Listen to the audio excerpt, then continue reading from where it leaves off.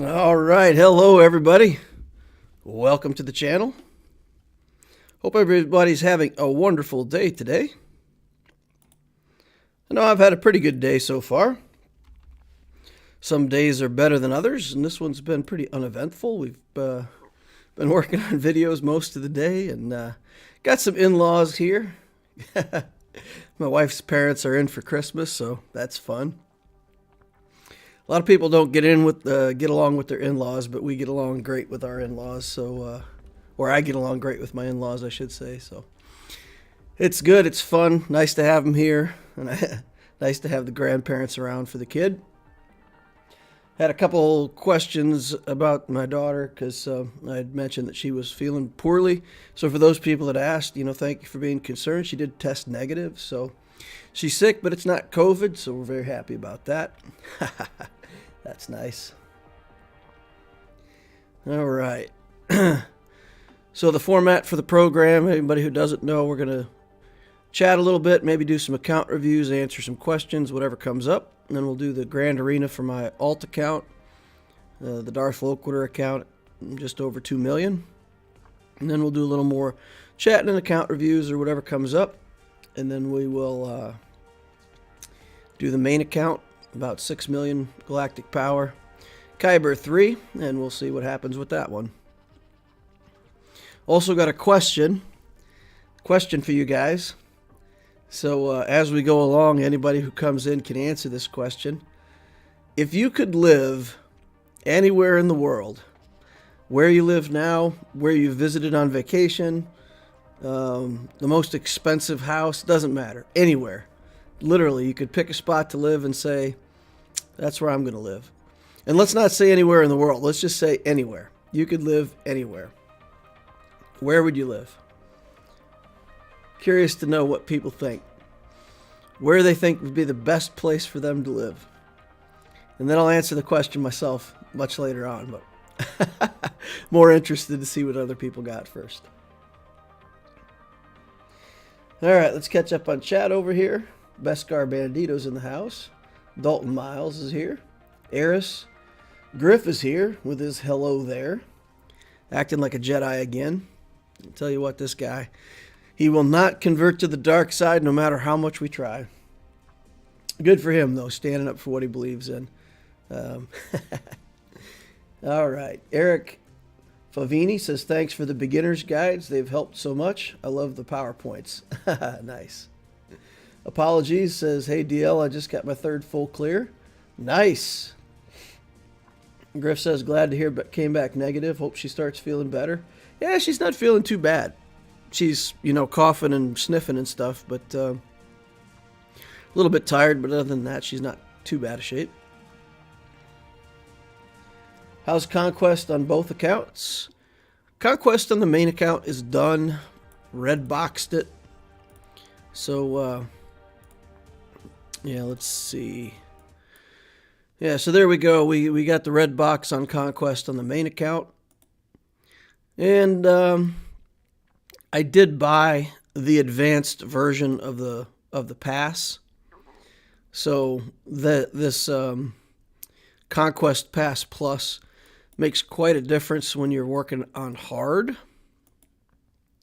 I didn't get that for the Loquitur account. We're still struggling along. We haven't quite cashed in this 6 box here, but I think that's what we'll get, the second to the best box. We won't red box at this time. But when they changed from regular just Conquest to having easy and normal Conquest, the normal Conquest got a lot harder. It really got a lot harder. And the teams that I was beating before all the way up through these sectors, no problem. Now I'm fighting these teams, and I can barely get three-star wins on a lot of this stuff. Even stuff like these Tuscans. I bring my best team against what should be Relic 3 Tuscans, and they just, they just go crazy.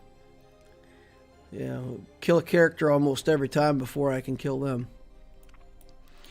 So yeah, the the difficulty has gone up to the point where I'm just not, let's say, clean and efficient with it. I could get a lot of the quests done though. We got all the main quests done. It's actually the progress that's holding me back, because the only team that I have that can 3-star stuff is Padme. All of my other teams, troopers aren't fast enough when you get to the end like this. The Empire team has a few weak links on it. So even if I bring in like 3 characters with Palpatine, Vader, and Thrawn, still almost every time one of them dies. So yeah, it's a bit of a struggle on this on normal. But I think even getting the second to the best box in normal is better than red boxing easy.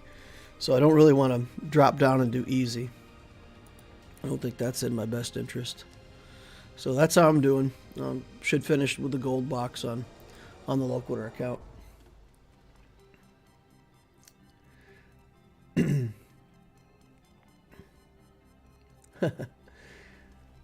Ward Point Ranch says, building a place now in Kansas is exactly where I want to be.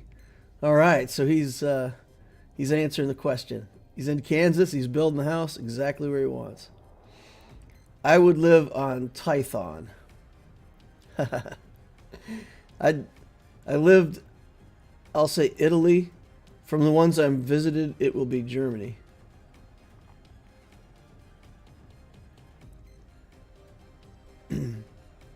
Italy, and the ones I've visited, it will be Germany.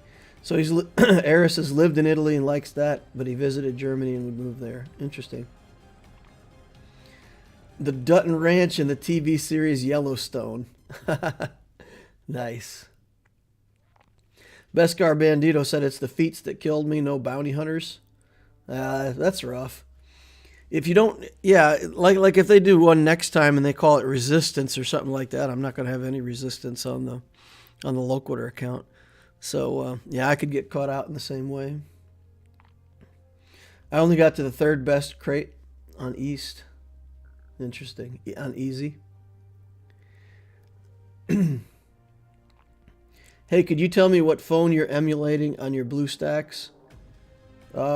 Just a standard Android. I don't know. I upgraded to BlueStacks 5 and it didn't ask me specifically what I'm emulating. So I guess the answer is I'm just using BlueStacks 5 right now. So whatever the base emulator is for 32-bit there, that's what I'm using. Griff says, I'd take a nice cabin in the mountains somewhere in the Pacific Northwest close to a river. Nice. Eric says, I got the red crate on easy at 1.7, but it's still a grind. Easy is still a grind, huh? Wow. Dalton says, I stopped at the second to last box. You average that for 5 conquests, you unlock the character. I'm not going to stress myself out to get red box. Well, each character's only in for 3 conquests. Oh, I see what you're saying. So if you do the 3 conquests that the character's in and then place like that for the next round of conquest, where it's the 2nd tier character. Yeah, I mean, that makes sense. Yeah, and maybe that's a very practical approach to conquest, right? Don't plan to get it in the first run, but plan to have it by the second run by the time it leaves the boxes. That's actually a pretty good thought, right? I would love to live in New Zealand. Yeah, where they shot the Lord of the Rings, live in a hobbit hole. New Zealand's got a lot of beautiful areas. Seen a lot of pictures of New Zealand. It's on my list of places that I'd love to take a trip and go visit. I'd love to see New Zealand. They also have one of the best governments. I can't think of the lady's name who's the Prime Minister of New Zealand, but she's really inspirational. She's almost, what you think a politician should be. Actually cares about people and puts good things into place without being unethical or stealing all the money or whatever. So, yeah, I think New Zealand would be interesting. Definitely. Apologies, says I'm at 624k GP, so easy is tough. Ooh, yeah, that's That's just over 85, huh? That, usually you get out of level 85 with like 500k GP or something, so that's a pretty new account. Haven't got to 85 yet. Looks like work. Yeah. Conquest is definitely a... yeah, it's not a fun game mode. It's a grindy mode. It's kind of punch the time clock and do your job kind of a mode. But if that's where they're going to put the characters, then you're kind of stuck doing it whether you like it or not. Evan Barbier says, I got a red crate normal at 2.3 million GP. Nice. That's about where I'm at. My mods are full, but I only have 800k in cash. Well, David Baker, you can do my trick with your mods if your mods are full. What I do is I sell off the square, the diamond, and the circle that are gray. So, like, I just worked on mods today, so I don't have any blank ones, but maybe I do on my main account. Let's take a look over there real quick. But you get more mods from the square, diamond, and circle than you do from the other kinds. So if you sell the gray mods here, you just sell those off.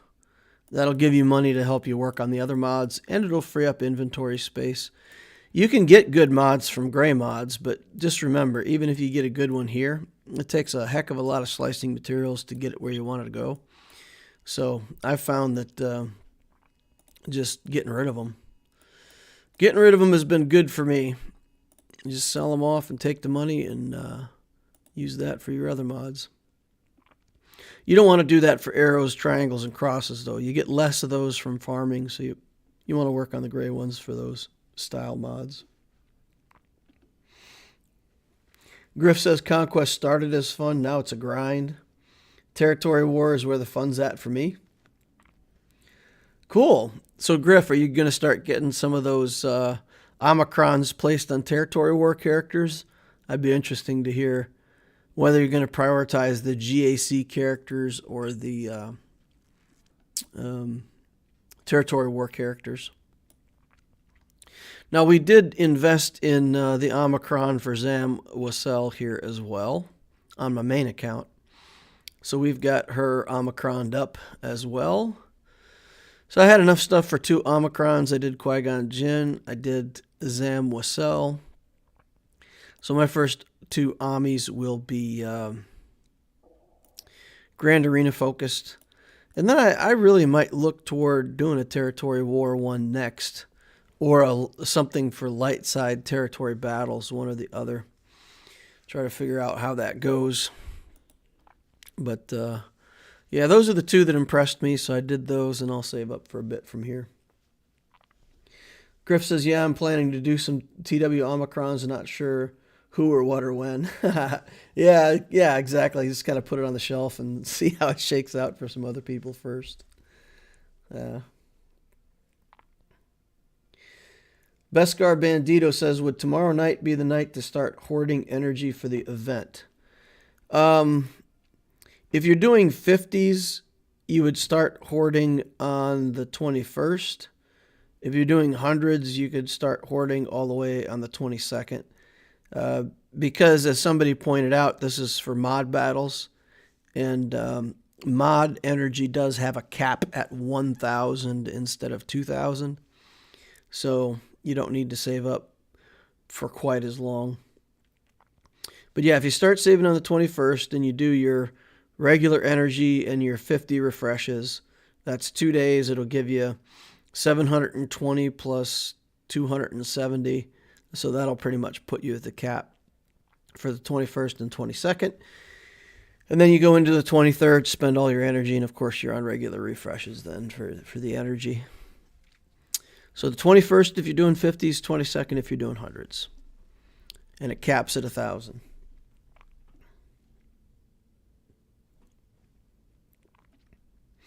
I have Qui-Gon Jinn and Phasma Omicrons. Nice.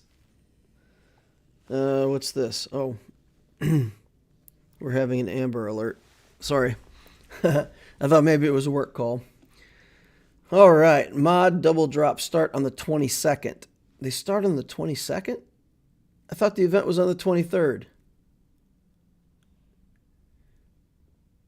Oh, man. Can somebody confirm if it's the 22nd or 23rd? Because if it's the 22nd and you're doing the 50 refreshes, then yes, you would want to start with that tomorrow. So 2 days ahead. 2 days ahead. That's what you want to do. 2 days ahead. Let your energy build up that day. Do your refreshes right before the reset. And then do 2 days worth of refreshes. So if it starts on the 22nd, it's the 20th. If it starts on the 23rd, it's the 21st. I'm sorry, I don't know the news, guys. I'm not always up to date on all this stuff. All right, so that's... I don't see any more questions popping up in chat right now. So let's take a look and see if we've got an account with active participation that we can do a review on. Oh, wow. Mini NQAHOWL. I see this person posting quite a bit. All right.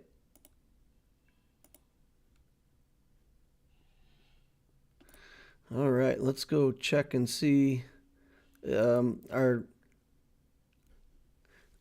any chance this person is currently in the room, in the chat here. Let's go back here. Drop a note real quick and let them know.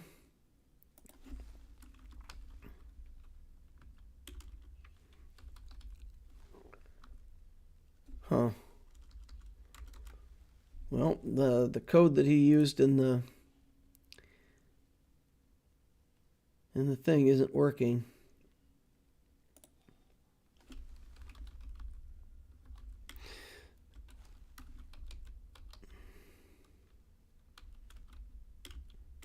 All right.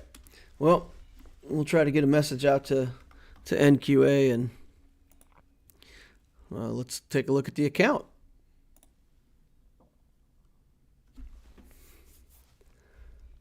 This is an active account and a Patreon subscriber. Yeah, I just neither the name nor in the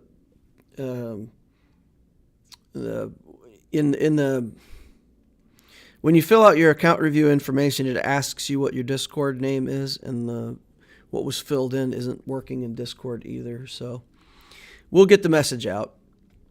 All right, so let's take a look. Take a look at the account here. Okay. Thanks, Griff. Griff's going to ping them for me. Appreciate that, buddy. All right, so number 3 in fleet with the Malevolence fleet. That's fantastic. We like seeing that. 2.4 million galactic power, 1 million in ships, 1.4 in characters. So that's good. 121 in arena with the Padme team. So we'll go in here and take a look. We've got the Geo fleet. Ooh, got a couple relic Geos. Nice. Sunfac and Spy both relicked. We've got the pilotless ships all built up. We've got Galactic Republic fleet going on here. I'm kind of jealous. Man, look at all these ships. Got the TIE Bomber finished to 7 stars. Got Malevolence at 6 stars. Executrix and Chimera both. Nice. And I imagine he's got the Negotiator on the way somewhere. Working on the BTLB Y-Wing down here. That's nice. Good deal. Okay. Character-wise. Commander Luke. Vader, Palpatine, Revan. The Padme team, Grievous, Bindo, Yoda. Bunch of good teams. Grand Moff Tarkin. I'm trying to see if we're working our way toward a galactic legend here. I see the troopers coming up. Gideon, Thrawn is at 6. So I feel like this might be going toward Sith Eternal Emperor. Seems like it. We got nests down here getting built up. Then we've got some stuff in the middle. Ewoks. Got the Ewoks for C-3PO. Got him to gear 12. That's a pretty nice addition to the account. Okay. So yeah, I feel like C is in the cards here. And if we're not building C, then it feels like we should be, right? Yeah, he's got to be, because he's got Royal Guard, Sith Marauder, all kinds of that stuff going on. That's 7 stars. Okay.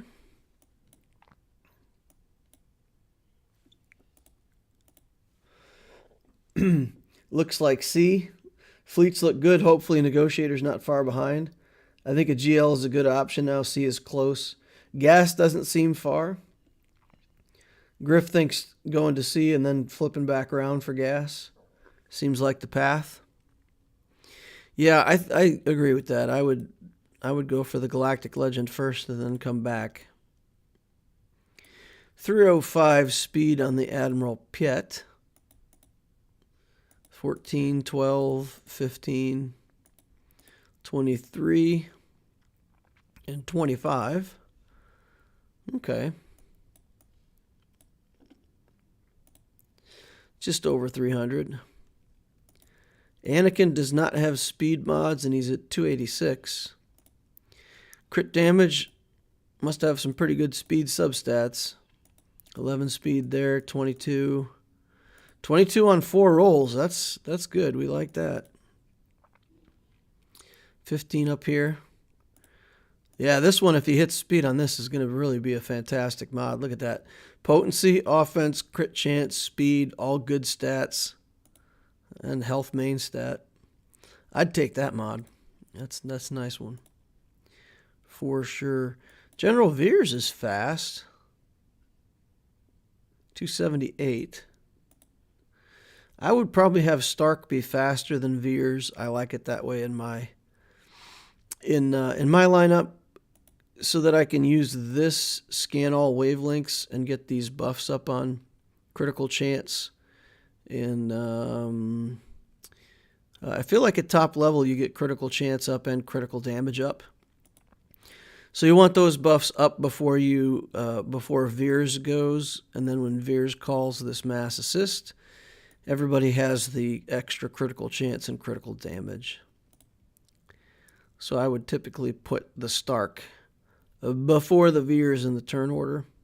And I understand that Veers is relict and this guy still isn't, gear 11 or whatever. But yeah, I would fix that turn order. I think you can't even so. All right, Commander Luke. 276. Is good. Got a speed set on him. Potency, crit damage. Seems fair. So I would say overall the mod strategy looks good. We're building characters in the right way, putting good mods on them with the right main stats. 272 on Thrawn. All right, not too much to say there. So in terms of the account overall, yeah, I think the Sea Journey, and then go back for gas, and then once you have General Skywalker, maybe go into JMK. Because we've already got the Kenobi and the Yoda relict. We've already got the Grievous going for the Grievous team. So yeah, you've already got some things going toward Kenobi, so that's probably what I would do. C, then gas, then Jedi Master Kenobi. All right, let's go. Our timer ran out. I didn't notice. All right, stop the timer. We'll get started on the GAC for the Loquitur account. Still looking for people to comment on where they live. We only had like maybe 10 comments. got 66 people watching right now, so like 56 people haven't told me where they'd like to live. I'm curious. I'm interested to know. Where would you guys like to live if you could live anywhere?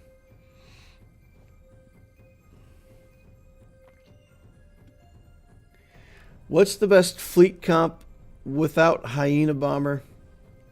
I don't have him up yet. The best fleet comp for Malevolence? Just Geos. I mean, Geos can go there. Houndstooth can go there. You can bring Millennium Falcon in as a reinforcement. If you're talking about Malevolence, you can do almost anything with the Malevolence fleet. All you need is ships that stay alive and work your way toward the ult and then kill stuff. Obviously, it works better with Separatists where you can get all the assists and the buzz droids and all that stuff. But yeah, you can use some pretty weird stuff with Malevolence and still pull off a win.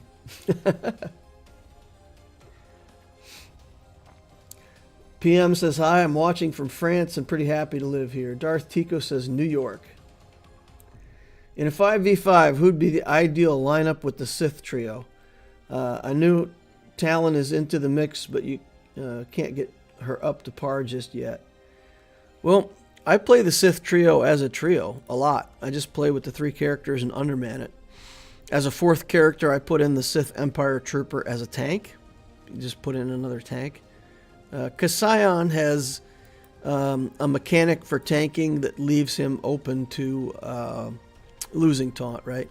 So if they have pain, they have to attack him. They're taunted if they have pain. But if the opposing team has something that clears debuffs, then the pain is pretty unreliable. So bringing in another tank, Shore Trooper, Set, something like that is a good idea. Even Royal Guard or something like that, just to act as a speed bump, could work. And then the 5th one is Talon, And even if you don't have a good Talon, I mean, that's probably the best 5th character for that team. That's my thoughts. I haven't played around with Talon yet. I haven't played around with trying to build a 5-person team yet. Triumvirate is good enough for me on their own, man. They are good just as a 3-character team. Ray says he'd live on a lifeboat with a hole in it near the Arctic Circle. It sounds like that living situation would be relatively short. John says a condo downtown New York City. Jacob says Chicago. Nice. Mag says would want to live in Boston, live about an hour outside of it right now. Yeah, Boston's an interesting place. I lived near Boston for 5 years, so Boston is not where I would live if I could live anywhere. But hey, I'm not saying it's wrong. I'm not, wherever people want to live is cool by me. But Boston wasn't for me. I never felt quite as home there as I have in other places. Watching from Wales, and I love it here, but would love to live in New Zealand if I could. Nuke says on a lake for sure, deeper in Canada if possible. Nice. Ray says I would like to live in the same lifeboat, still near the Arctic Circle, but without the hole. Make it last a little longer without the hole. I'd want to live in Toronto, Canada, but only because I should be in a year or 2. New Zealand would be my number 1 if it wasn't hard to get a visa. Interesting. Insomniac says somewhere just north of Boston. Not sure I want to be in the city, but close access. All right. There's a lot of nice little cities north of Boston. Andover's a pretty nice place. A lot of rich people living there, so it's a kind of a well-to-do community if you like that kind of thing. I live in Trinidad and Tobago in the Caribbean. I haven't traveled much, but if I had to choose, it would be near Iceland. Wow, interesting. Go for the cold weather, huh? Watching from Warrensburg, Missouri, but I would love to live on the International Space Station. There we go. That'd be fantastic, right? That would be fantastic. All right, let's check out our opponent here. We've got El Lechero, the Pit Fighter. from the Maul. The Maul. Galactic power 2.1, 860 in ships, 1.3 roughly in characters.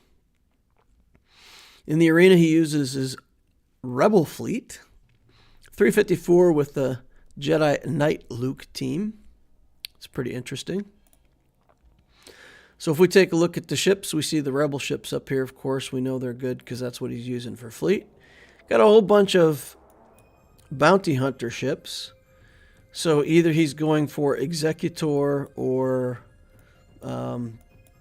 maybe the SLKR build, but certainly has some kind of second fleet with bounty hunters seems the most likely bet. I guess under Chimera or something like that. Not a lot of effort into these other pilots, so the second fleet is a little bit weak in some way. But okay, so we definitely have an advantage in fleet because we have both the Negotiator and the Malevolence, and he has neither. Character-wise, we got Vader, Commander Luke, Jedi Knight Luke, which I think this is the first time the Darth Loquitur account will have faced another account with Jedi Knight Luke in it already. We got Jedi Knight Revan. We don't have a Darth Revan or a Malak, though, so we're just looking at the JKR. CLS team's looking pretty scary. Got a Padme team in here somewhere. I think the Padme's a little lower level, but you know, we've got stuff. And then we've got a Rebel team with Wedge, Captain Han, Rolo, all that stuff that you need for the Jedi Knight Luke. And we must assume that he's building Jedi Master Luke JML as his first Galactic Legend. Seems like a logical outcome for an account like this. But the position that the account is in right now is, I think, pretty weak for Grand Arena. Because he's taken a lot of these detour kind of builds with C-3PO, so he built Ewoks, he built bounty hunters for Chewbacca, so we're kind of all over the map with this stuff, and I realize there's building into Jedi Knight Luke is a good character. But for 2.1 million galactic power, no galactic legend, and a lot of the meta teams like the Revans or stuff like that feels to be at a lower level. So what I was worried about, what I was thinking about was, if he starts putting a really good CLS team on defense, where's that going to leave me in terms of my offense? Then we came in here and we looked at mods, and his fastest character is 276. His Vader's kicking around here at 273. So he does have some decent speed mods for Vader. But then for the CLS team, it falls off pretty quickly. And CLS is down here at 221. So when I'm looking at that, I'm thinking to myself, well, he could put this on defense somewhere. But at 256 speed on the C-3PO, then I feel like my troopers outrun him by a lot. And I can just use my troopers to strong-arm his Luke team. So at the end of the day, that kind of set my decision for defense. And we just had C camp out here with Grievous on the bottom front. And we'll just assume that we're going to hold that zone because I don't know what he's got in his account that could possibly beat that. Then we've got our Geos and Bounty Hunters here in front of fleet, taking up some space. It's fine. He has permission to beat that team. We don't care. And then he gets to face the Negotiator back here. Put a garbage team on the back wall because I don't expect he's ever going to see it past the Sith Eternal Emperor. So we just put in real trash. 47,000 galactic power worth of garbage. But again, I mean, hey, if he gets through C, then he gets the free prize in the back. In terms of his defenses, he put the Rebel team here. And this team could be a lot more scary if it had Mon Mothma leading it. But in this form, it's I could trooper it, I could nest this, I could Padme. I got a lot of options. Bounty hunters don't look too threatening. Down here in the bottom, we've got the Ewoks that he used for C-3PO, obviously, and then we've got more rebels. Now, I will say, this is in terms of Ewok power, he has, he's beaten the event with relatively low gear on these Ewoks, so that's pretty impressive. Looks pretty good to me. I think I got my Ewoks up further than this before I could beat the event, so good on him for getting that event done with those Ewoks. But yeah, it doesn't feel like a very challenging defense. Akbar up here in charge of some more rebels, kind of the CLS team behind it. So I feel like we'll just see what's on the back wall. Maybe he could have Padme or something like that on the back wall, but I'm not sure. I don't feel like he's... If you put this defense up, I don't see him putting a huge defense on the back wall. All right, let's see. Actually, I'd like to live my working life in New York City and retired life in Sicilia. Okay. Sicily?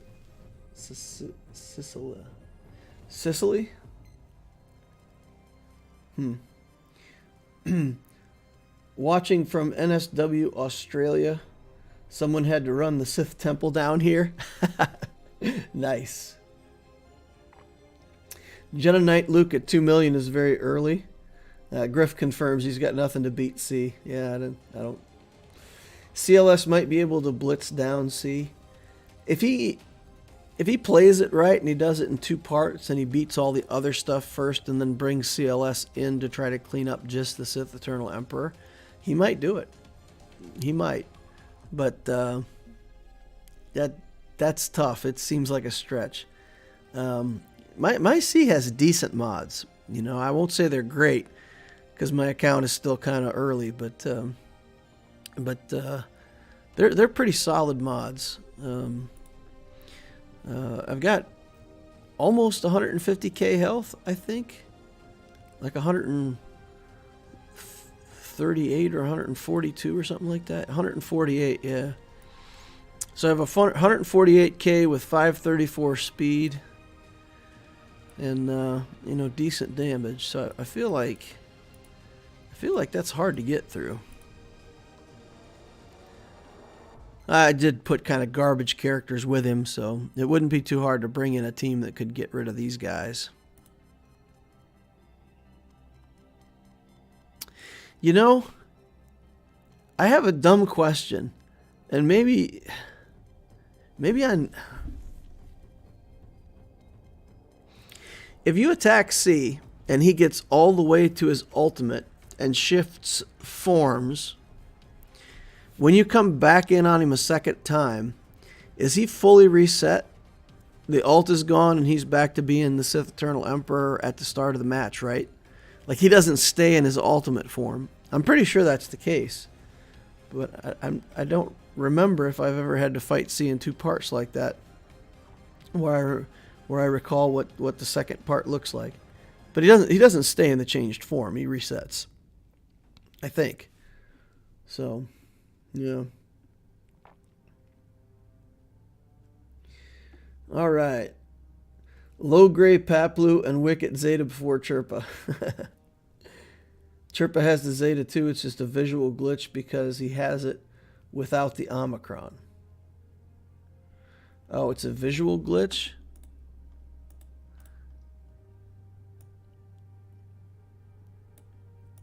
Yeah, he does. He has it at level 8. He just doesn't have it at level 9. Yeah, so 4 Zetas. 4 Zeta Ewoks. Yep. I was putting my kids to bed when you reviewed me live, but cheers. You actually reviewed my account over the summer already? Oh, so you got round 2? Oh, I guess I didn't mark it correctly in the list then. I probably did it when you joined Patreon, actually, though, because you became a patron this summer, so we did your account then. Yeah, no problem. It's good. You're right. He and JML don't stay in the alt. Ah, that's good. That's good. He says, we fought in GAC many moons ago. Yeah. Yeah, I knew I recognized that name. All right. Let's get in here and figure out what we're going to do. So, since this is currently the most challenging team, I'm just going to reserve my troopers and say, okay, I'll trooper this if nothing else. And anything else can be used.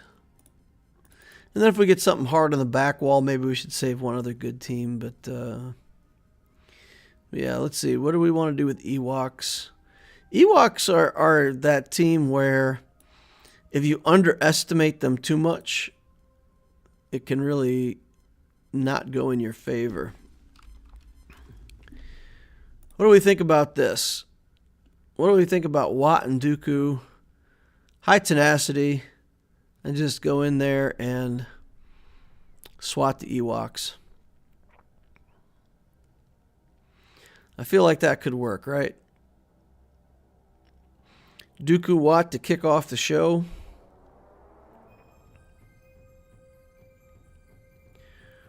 We'll lose Wat. It won't be great banners.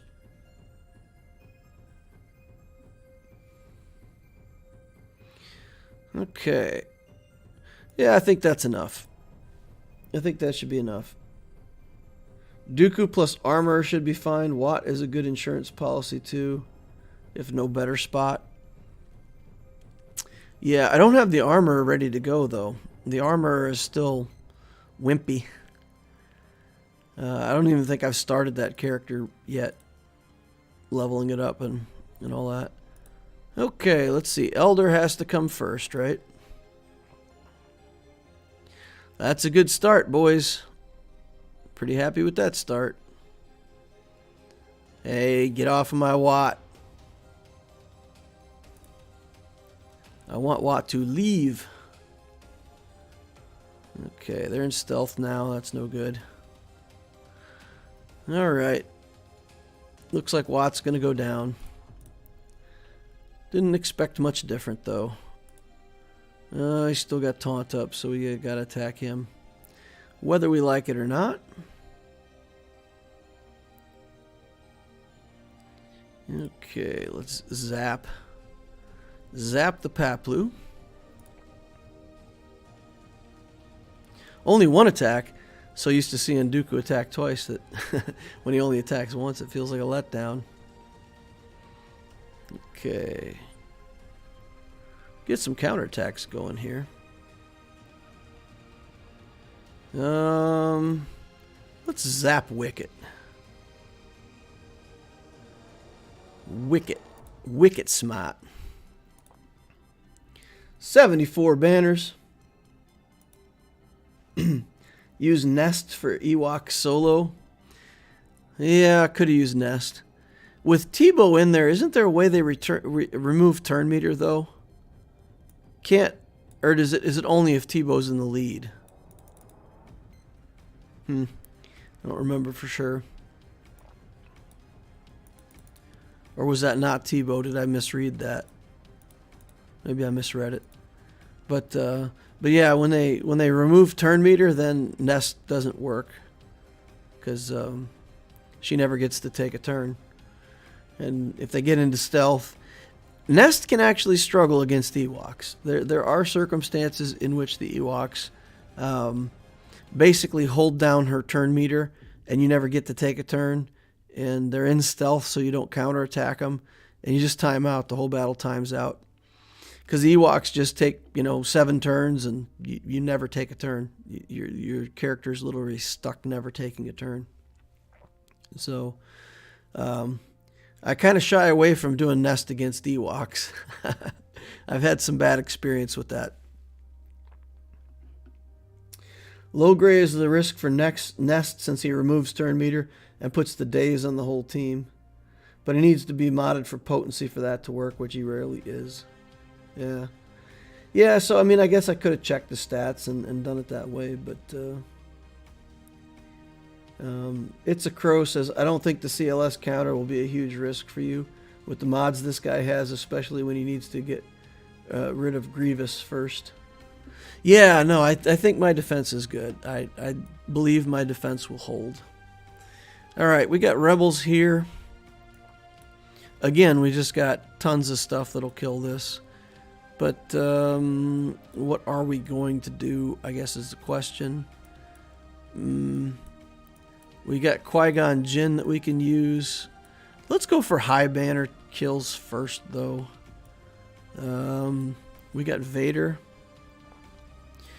We can do Vader versus Rebels, because that's just a walkthrough, right? We just put these guys in, and we'll get insane extra speed and all that from them. So we'll just do this. Nest solos this. Mon Mothma should work too. Yeah. I won't have any problems with a full clear. It's just whether or not I should work this hard for banners or just kind of let it go. I don't know. Alright, that looks good for banners, right? 68. Good. Now we can see what's on the back wall. Alright, so he did put a relatively good defense on the back wall. Interesting. Interesting. So he was what, 273. 1, 2, 3, 4, 5, 6, 7. So 56, 73, and 56. 324, is that right? Something like that. So the troopers will go faster than this team. I can just trooper this, right? And there's nothing standing in our way. We can carve the armor on Vader. Do a mass assist on Thrawn to get the turn meter train rolling. We'll be able to kill Bastila, kill Vader, kill everybody. Right. So yeah, I think we just trooper it. What's the use for banners now? Isn't winning all that matters? I mean, banners still matter, right? So if I get more banners than him, I win the match. So banners win for the matter for the match that you're in. And I just don't ever want to get lazy about it and just assume that my defense is going to hold and go, it's no big deal. And you get lazy and you play stupid teams and you come back in the next day and the guy somehow full cleared you and got more banners than you and you lose. And so I want to play it out for efficiency, whether I need to or not. And it's good practice to do it that way, you know, for the future, for later matches when it will matter. Let's just check our speeds here because I don't want to make any bad assumptions. 354. So we're acting at 354. We should be way ahead of anybody on his team. Piet, Stark. Then he'll go, and I can reduce Vader's armor, kill Thrawn with the mass assist, come back around to Vader. Should be good. Yeah, I don't think there's counterattacks or any crazy stuff there. The only thing that changed is you don't need to worry about feats. Alright, so let's link up this Snow Trooper. Get the buffs going on. Then we're going to come in here and hit the armor on him. And then we're going to mass assist Thrawn. We should be able to kill him. Make sure that we get the turn meter train rolling properly. Bam! That was a big hit on that Vader. Look at that. Sidious is sitting here thinking that he wants to deceive us. He's not fooling anybody. We are not deceived. Those troopers, though, guys. How much How much payoff have we had out of those troopers since the day we built that team? It's just been paying off. All right, so what do we got left over here? We can nest. We can Padme. We don't even need Kira for this, right? They don't have any. They don't have enough single target damage to just kill Nest. So she's probably the highest banner way that we have to deal with these guys. So we'll get in there with Nest. We'll target this Captain Han Solo first. Give him a nice big swat. And I won't put it in auto quite yet. We'll probably do the big area effect next, get dazes on people.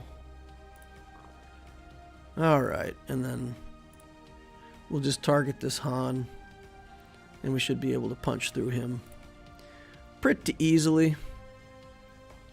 That was a pretty big hit. That was like half my life. And I don't have my lifesteal cycled up yet. Ooh, man. We need more counterattacks. Come on, Nest. Get your lifesteal cycled up. They took me into the red. Now, it's funny. The reason why this team is harder than it should be, is actually because they're so slow. So, with them being as slow as they are, they're actually taking less turns, and Nest keeps taking turns, and they can get in on me when I don't have protection. Interesting. Interesting that it actually makes the team harder that they're slow. Huh.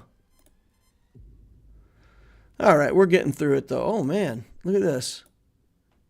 We'll get our life back, though, right? Yeah, 68 banners. Okay. For a minute there, I thought we were going to get cheated out of another banner. Then we can come in here. What's the highest banner thing that we can do? That should be high banners. So, let me know what you guys want to do. High banners with Padme, or do we just want to see this Qui-Gon Jinn team again? See Qui-Gon in action. Because I have a blast watching these little teeny tiny Jedi smash people.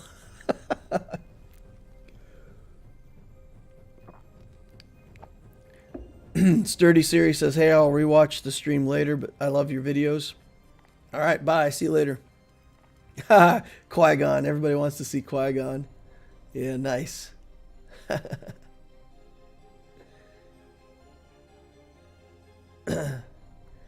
All right. All right. Qui-Gon gets the votes. Let's put in Qui-Gon with let's actually put in a couple characters this time. So we'll put him in, and we'll put in this Yoda just for fun. I want to put in Anakin. If I put in Anakin, it's going to be way too easy. I won't get to see anything.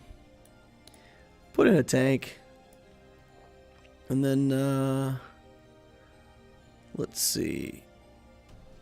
I always struggle with this because I feel like there should be a character with protection recovery. Shakti has a little bit of protection recovery, so we'll go in with some actual Jedi.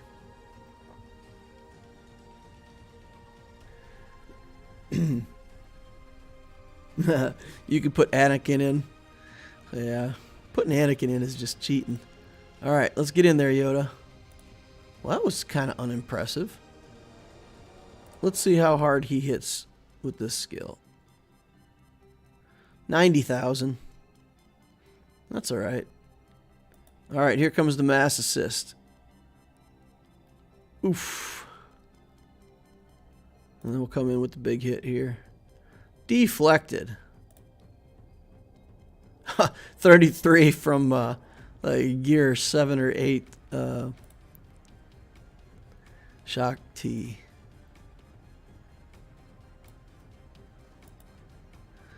Jango Fett. Bam. Dodges.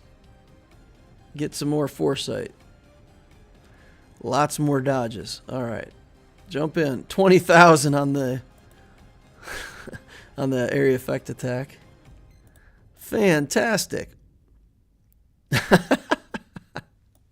All right, big hit, Yoda, big hit, big hit. 134,000. Nice.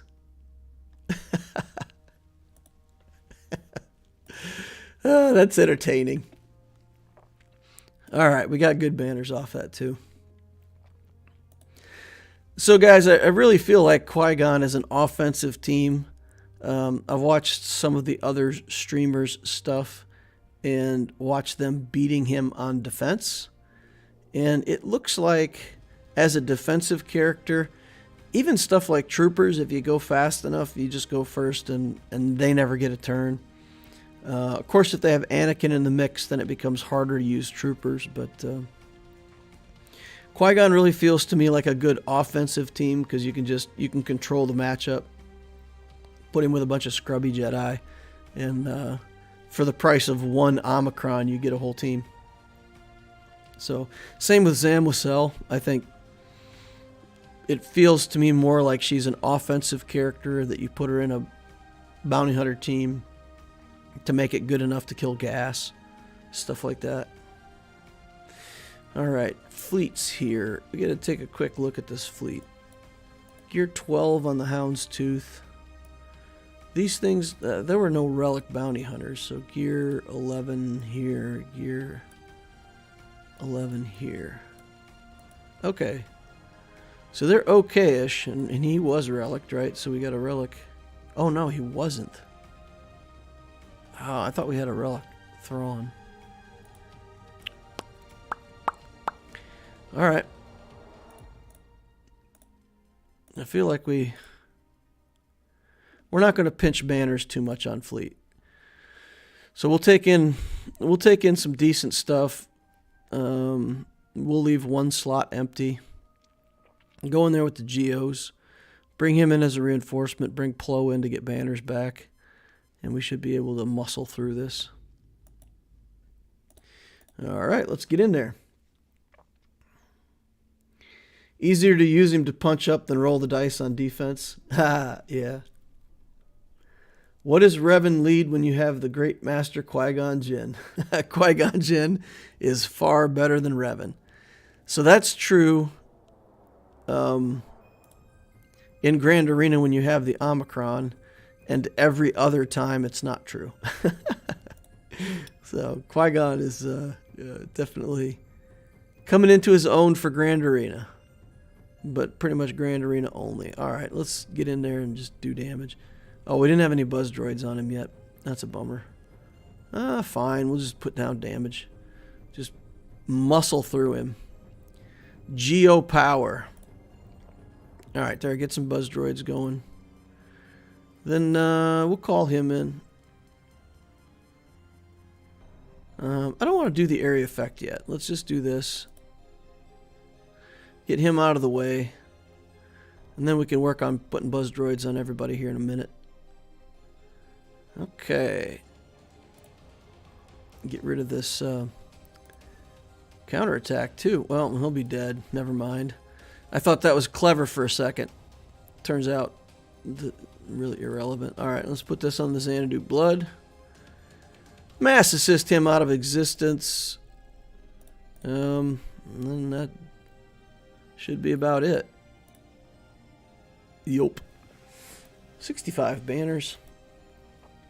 That's good enough. 1,063.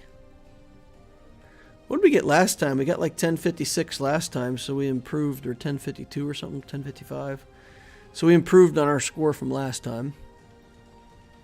But I think that's pretty good. I don't feel like our opponent has too much of a chance to come back. We got high efficiency win. He still has the Eternal Emperor to deal with, which I don't think he can. So the Emperor account, the account of the Emperor. Building those early Galactic Legends just, man, it's really given us a leg up. We'll see how that plays out. At the end of this week, I think, is where we get the chance to move up, right? So Bronzium 4 has a skill range 2110 to 2190. So my skill rating is currently 2224. So if we take this skill rating as the thing, then I should definitely be moving up a rank at the end of the week. I believe that you can move up one rank every week, and then you can move up one division at the end. So we would have to go from 4 to 3, from 3 to 2, 2 to 1, and qualify to upgrade from 1 to chromium. So it doesn't seem likely to me that we're going to get all the way to chrome in one shot this season, but yeah, I still don't understand exactly how it works. And it looks like we get, I don't remember exactly what my starting skill was. I feel like it was like 2119 or something. So what does that mean in terms of, because I think on my main account I got like 42 or something for the win. I wonder if it's the same down here. It can't be. I don't think it is. I'll have to go back and watch the videos and kind of see if I can see how much my skill level is rising each time. Maybe start keeping a record of that. That'd be interesting. Okay. Qui-Gon.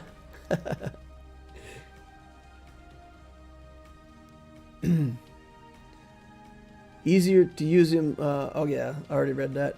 So yeah, definitely Qui-Gon I think is on offense. So Sionis agrees with me that he likes to punch up. I wonder how big of a gap Qui-Gon Jinn can overcome on offense from what I've seen so far. It seems like the AI has no idea that he has to die first, so you get a lot of freedom. That's precisely what I've seen too. Here's the truth though. The AI, given let's say a default situation, attacks the character with the lowest combination of hit points and protection. And of course some characters have priority and they get attacked first. But just in general, if there's not a priority character that has some kind of programming associated with it, the AI, I believe, defaults to attacking the character that has the lowest combination of health and protection. And because in Conquest, if you bring in like a level 1 character and you don't have a tank to protect him specifically, the AI will kill off that level 1 character like 90% of the time. They'll go straight for it because it's the weakest character. So with that in mind, Qui-Gon can't be the weakest character on your team. I think if you had like a Gear 12 Qui-Gon and a bunch of good Jedi, Qui-Gon would just get destroyed. So you have to have Qui-Gon, let's say, at a higher level, or at least with a higher health and protection pool than the other Jedi. And then the AI is not going to default to attacking him. So yeah, until they change something, you can get pretty low banners that way though, because I mean you can imagine that all your other Jedi might be down to no life and no protection and almost dead. But yeah, no, it's really a good offensive team because the AI doesn't know how to fight it yet. I would agree with that. So how big of a gap? I've seen videos of Qui-Gon Jinn with not very good Jedi beating gas. So I think that's that's punching up pretty far. If you can take a team of leftover Jedi with Qui-Gon Jinn and beat gas with it. Maybe it was a bad gas too. I mean, I don't know, but certainly full relic teams from leftovers from First Order or Resistance or anything like that, you're gonna easily take out with the Qui-Gon team. So yeah, it's pretty good. If using JKA with Qui-Gon Jinn, make sure all Jedis are Galactic Republic, or the Anakin Retribution doesn't work. Yeah. It was 42 for a win, minus 43 for a loss. Oh, so it's static 42 for a win. Interesting. DL, you just made me realize I'm matching you for skill rating now. I hadn't thought about actually being able to face you in the new system. That's going to hurt. It won't hurt. It'll feel good. Feel awesome. It'd be great to play against you. Let's do it. Let's match up. I saw Qui-Gon beating a gas, says Griff. Gas AI is bad, so you can take advantage of that with Jedi Knight Anakin and Qui-Gon Omicron. Did you see the video of the guy taking out SLKR against Qui-Gon Jinn? I did. That was crazy. Like the guy brings in SLKR and he just straight stabs Qui-Gon right in the face at the start of the battle. And, of course, that makes Anakin angry, plus the 400 defense, plus the extra bonus defense that he's not supposed to, or offense that he's not supposed to be getting but does. So he's got like 65,000 offense at that moment. And he does the big hit, and the entire SLKR team disappears. For anybody who didn't see that clip, it's fantastic.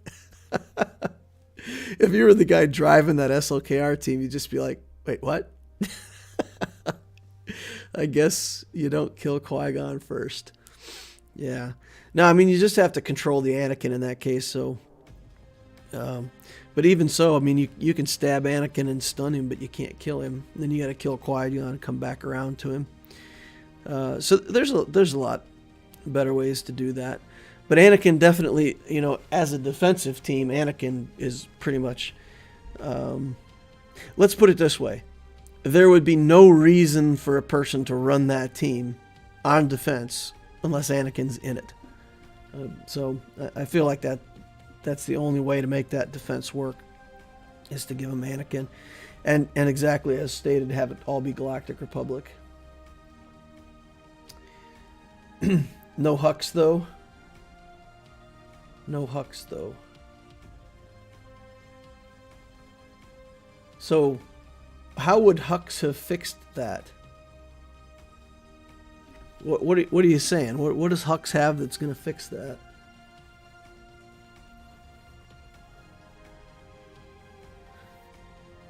Hux doesn't stop Jedi Knight Anakin from getting a turn, because, at least as I understand it, Jedi Knight Anakin gets a bonus turn. So it's not that he gets 100% turn meter, right? He gets a bonus turn. And by getting a bonus turn, you get around the mechanic of Hux. Yeah. Anakin takes a bonus turn. So the Hux turn meter thing doesn't matter. Yeah, so Hux says Hux stops turn meter gain. So Griff is saying the same thing. Hux stops the turn meter gain. Anakin gets a bonus turn. It doesn't stop it. Yeah. No, I mean, so Missing No says, I thought he stopped the bonus turn. And that's the value of being able to ask questions in streams like this. I mean, there's all kinds of stuff that I've been misguided on myself. So, yeah, it's... There's a lot of things in this game that don't have a good enough description with them for you to really understand how it works. So, yeah. Hey, there's probably other people that learned from that too, so it's good. It was a massive misplay. Could have killed JKA first and avoided the bonus turn. Well, you can't kill JKA first. You can stun him. You poke him first to stun him, but of course he'll be at 1 hit point because you can't actually kill him till Qui-Gon's dead. So, But yeah, you wouldn't just kill Qui-Gon and leave Anakin standing there. That's a silly thing. That would be a silly thing to do. Yeah. All right, so let's think about doing another account review, if we want to do that.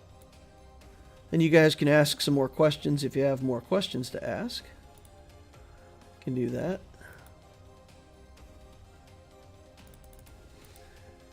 Okay, let's take a look at BOBONIUS. See if that player is current and active. All right. What do we got? 2.3 million, 18 in fleets. Low in arena rank, but that makes it look like it's being played. We've got Malevolence fleet there. Nice. Tactical Genius and the TSWG and friends. Let's go over to Discord and drop a message real quick.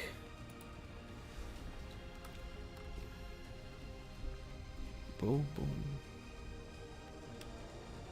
Nope. Man, I don't know why, but I'm having a problem pinging people tonight. It's so weird. I'm just... Alright. If somebody else could help me with that, I don't want to mess around with it on stream. But if anybody knows who this is and can ping him, let him know that we're looking at the account. I would appreciate that.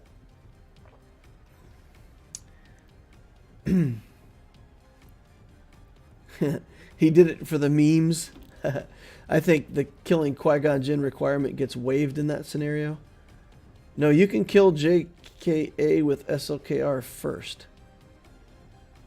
That part of the kit doesn't work if there's a GL in the opposing team. It says that there have to be no GL characters present. I'm sure you covered it already, but when you say it's using the GAC currency on slicing mats over Kairos. For me, GAC currency goes to Kairos. That's it. So you're saying in Qui-Gon Jinn's description of his ability that the don't kill stipulation gets waived if there's a galactic legend. All right, let's take a look at this. Jedi allies gain offense, speed, etc. If there are no galactic legends and all allies are Jedi, Jedi allies can't be defeated. At the start of the battle, if there are no... Are you kidding me? I thought that meant in your own team. You're saying that this means any galactic legends at all, even if they're on the enemy team.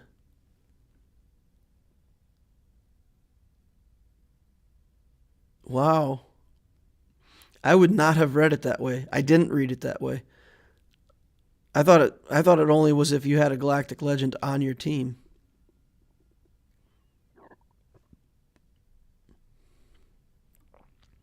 Interesting. So if you bring any galactic legend in against Qui-Gon, it just negates all that nonsense about killing.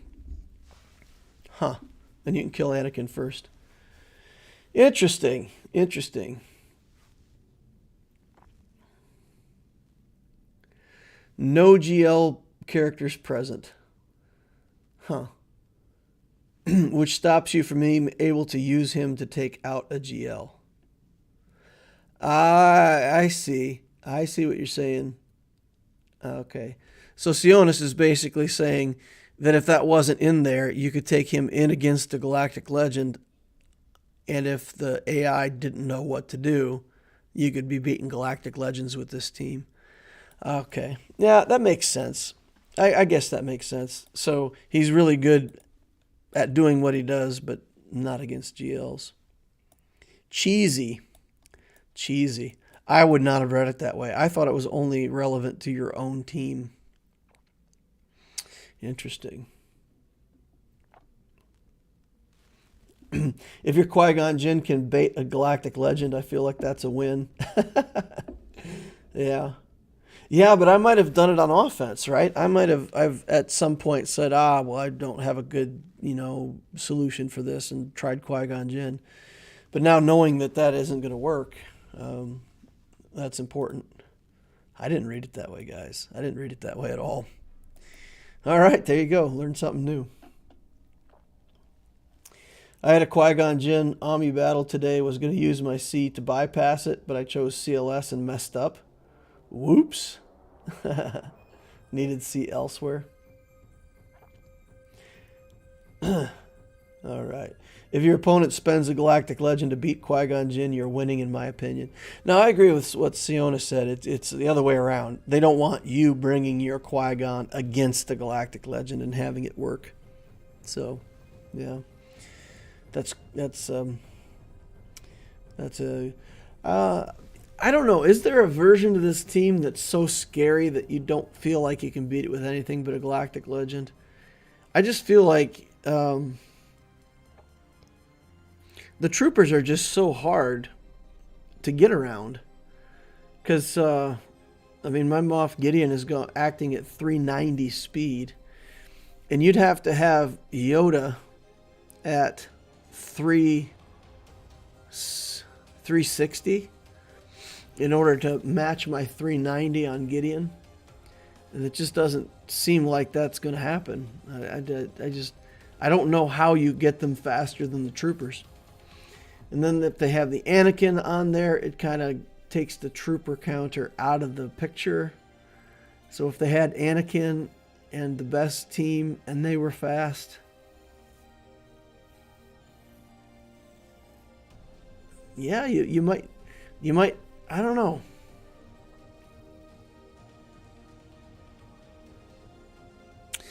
Yeah, stuff like Night Sisters. I mean, you'd have to have relic level Night Sisters, but Night Sisters could work against that consistently then, right? Because all you just got to do is just keep reviving, stick them behind the zombie. There's not a lot of area effect in the Jedi stuff that's going to scare you. So yeah, I think if they had Ki-Adi-Mundi, Yoda, Jedi Knight, Anakin, all that stuff in one team, yeah, it might be tempting just to use a GL to clean it up. But there's definitely other teams that can deal with it. Bad Batch seems to work. I think that's what Arnold is suggesting. Bad Batch seems like a great counter. Get Echo super fast and stun them. So let's see. Does that work? You know what you could do with troopers, though? Is there a trooper that gives ability block? How do we get ability block on people? Because if you can ability block Anakin, then, I mean, anything works, right? Yeah, interesting. Bad Batch, huh? Bad Batch could work. What happened? Lost my account review here. All right, let's get in here and take a look. 1 million in ships, 1.3 in characters. We've got the Malevolence capital ship. Executrix, not a very big Tarkin. Got some work done on the ship, but so I guess that's his second capital ship. Got Geos. First order stuff coming along. Looks like a SLKR build from the ships. Got Han's Millennium Falcon going. 5 stars. Interesting. Alright. So probably the Malevolence fleet, of course, with the Geos. And then it's looking like some kind of first order fleet that he's using with Tarkin. Probably working on getting that Finzalizer unlocked. Character-wise, we've got Kylo Ren unmasked. Vader, Revan, Padme's got a team going. Relic 5 Anakin. Got a Commander Luke in here at gear 12. Got Chewbacca in here. Where's the Chewbacca going? I guess we... Oh, okay, so we built a CLS team and he reliced the Chewbacca just to make that Chewie harder to kill so that he continues to guard Han and Commander Luke. That's okay, that makes sense. Grievous is only gear 12. Interesting. I would have thought if Malevolence is his main capital ship that he probably would have reliced that as well, but not yet. So building into SLKR, it looks like the current journey. We've got a bunch of stuff at Relic 0 that he's been holding on to. All right, so definitely the old style of GAC account building. He's done well to manage his galactic power, bring in the right teams, keep this stuff at Relic 0. Pretty good account overall in terms of teams. It's got a CLS team in there that I probably wouldn't have built along the way in this path, but CLS isn't a bad character, so we don't mind that too much. He's got Nest in here at Gear 12. That's good. All right, let's take a quick look at mods.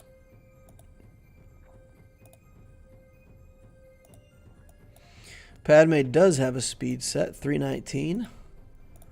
Ooh. 19 speed there, 26 speed, that's solid. 16 on this one, 11 here. And 20 speed. All right, so that's pretty good. Padme's running fast. Yoda does have a speed set on, 298 speed. Offense on his triangle, that's good. Offense down here. Some people run crit damage on his triangle. It's not bad to have a crit damage there. His crit chance is pretty low. 30% crit chance, and then on a special offense, and 47% on physical offense. So his crit chance is pretty low, but a crit damage triangle is okay with Yoda as well. Even though you don't get that many crits, when you do, you want them to be solid. So if you do the math, the crit damage will still add more to the average of his damage than an offense triangle. All right, here's Anakin. He's running fast, 21 speed on his, got a health primary there, potency. I like potency on the cross for Anakin, that's good. So he's kind of got the tank Anakin build going on here, got some defensive stats. That's good, got health there. And then speed here for an overall speed of 292. Interesting. Here's Dooku at Gear 11, 288. That's pretty good for no 6-dot mods. 19, 18, 10, 15, 13. Yeah, that's interesting. And then Hux is next, 286. Kind of dropping off from here, but that's okay. It's decent. Got some pretty good mods in the account. You see the account and you say, okay, well, there's a mod strategy there. We know that mods are being worked on in some effective and useful way, so not too much to talk about. All right. Catch up on chat over here. The only way you get them faster than the troopers is an insanely fast Yoda with cams unique, and at that point you're kind of tearing apart better teams. That's the team I faced: Qui-Gon, JKA, GMY, Cam, and Ayla. If there was a tank, it would have been worse. Yeah, that's almost the best team, right? Qui-Gon Jinn, JKA, Grandmaster Yoda, Cam, and Kenobi would probably be everything you could want, right?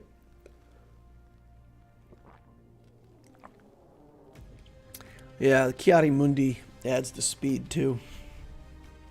But still, you're looking at a 330 speed Yoda or something like that. That's tough. That's tough to commit to. How do I get a roster review? Well, there's a few ways to get a roster review. One is to sign up on the request list and wait. And it's really a long wait. There's a lot of people that have signed up. So it's, yeah, it won't be in a hurry. The other way is if you become a Patreon, join and subscribe, and just drop a note over there and I'll work with you.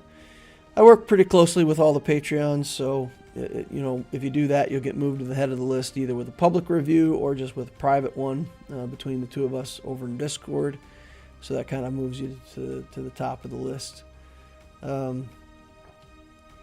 So those are the kind of the ways that you can get an account review. And the third way is if you have specific questions about your account, like here I am, what should I do? The easiest thing to do is just go over to the Discord and drop a note in the chat, just general chat, and say, hey, can anybody help me? And I'm sure somebody will step up and give you some kind of advice. So those are kind of 3 ways that you can get somebody to help you out. Assuming he's got relic materials, he's really close to SLKR. Yeah, absolutely. Are you buying Kyle Katarn shards on your main? I'm not. My main, I'm not whaling on anything right now. So I think the next project that I'm willing to whale on would be the next Galactic Legend. So I've got 3 GLs in my main account. I want to build Zam Wassell. Like I said, we went ahead and committed the Omicron to her. So she's going to get Relic next. And then in terms of journeys, you know, I'm close on the Skywalker journey. I could go for JMK. I could go for Lord Vader. But I feel like I kind of want to wait for the next Galactic Legend to come out and just, you know, rush the next thing. And I don't know if Starkiller represented the next Galactic Legend level character or what. But I think the next GL is going to be, you know, 6 Zetas, 3 Omicrons, and a partridge in a pear tree kind of character. So yeah, I think my next big commitment, if it takes too long for him to come out with another Galactic Legend, then I'll work on Kenobi, I think. So I'll keep working on things that are, you know, work me toward Kenobi. But yeah, I don't think I'm going to whale on anything until that. I'll get Mara Jade for sure when she comes out. I'll get Kyle Katarn built up. Once they become farmable, I'll get them free to play. But I'm not going to buy the crystals. Not at this time. Crystals are on sale for the holidays. When will be the next time they go on sale? Does anybody know? Ilya. So with buying crystals, if you don't use BlueStacks or Android and have access to Google Play, it's worth, you know, getting on a computer, downloading BlueStacks, linking up to Google Play. Because then every time you spend money, you get Google Play points, and you can redeem those for galactic packs, galactic upgrade packs. And, you know, the amount of crystals that they give you extra in the bonus crystal buy is decent. But if you do Google Play, you're going to get free rewards every time you buy crystals. You get points, and you can cash them in. Google Play has pretty frequently, probably about once a month, you'll get 3x or 4x points. So if you spend $20 instead of getting 20 points, you'll get 80 points. And it adds up real fast for getting free stuff. So consider that as your way to get discounted stuff in the game, rather than trying to wait for the right sales or extra crystals or whatever. Darth Jar Jar. It's worth wailing on. When is Star Wars Day? May the 4th be with you. Nice. I live in Canada. We don't have play points. Oh. Google Play doesn't work in Canada? That seems weird, but all right, maybe there's some kind of legal thing there that I don't know. All right, guys, let's continue to talk about if you could live anywhere, where would you live? Yeah, see if anybody else has any other ideas. So I asked this in a group one time, and we were just chatting, and sometimes I like to ask questions like that, like, where would you live if you could live anywhere? And, I mean, my mind immediately runs, somebody said they'd like to live on the space station, and that's the kind of thing I think, you know. I'd love to be on the moon. You know, how cool would it be to be the first person that lived on the moon? Now, I would have to move a doctor up there with me or something, because you can imagine you get up there, you get a cold. There's no help for you. And you know, you're the only person living on the moon. You're pretty much not going to make it. So it would be inconvenient. I'd probably have some internet connection problems if I lived on the moon. But yeah, how cool would it be to actually be the first person to have their residence Crater 5, the moon. Also think it'd be interesting if you could actually, there's certain places where the water is really clear and you can get sunlight down to a decent depth. And they have restaurants and stuff like that with fish swimming all around them. That'd be a pretty cool way to build a house too, go out, 100 meters offshore and 30 meters underwater and just be completely surrounded by the ocean and fish. And that'd be pretty cool. I don't know. So I don't know. I think there'd be some interesting places to live.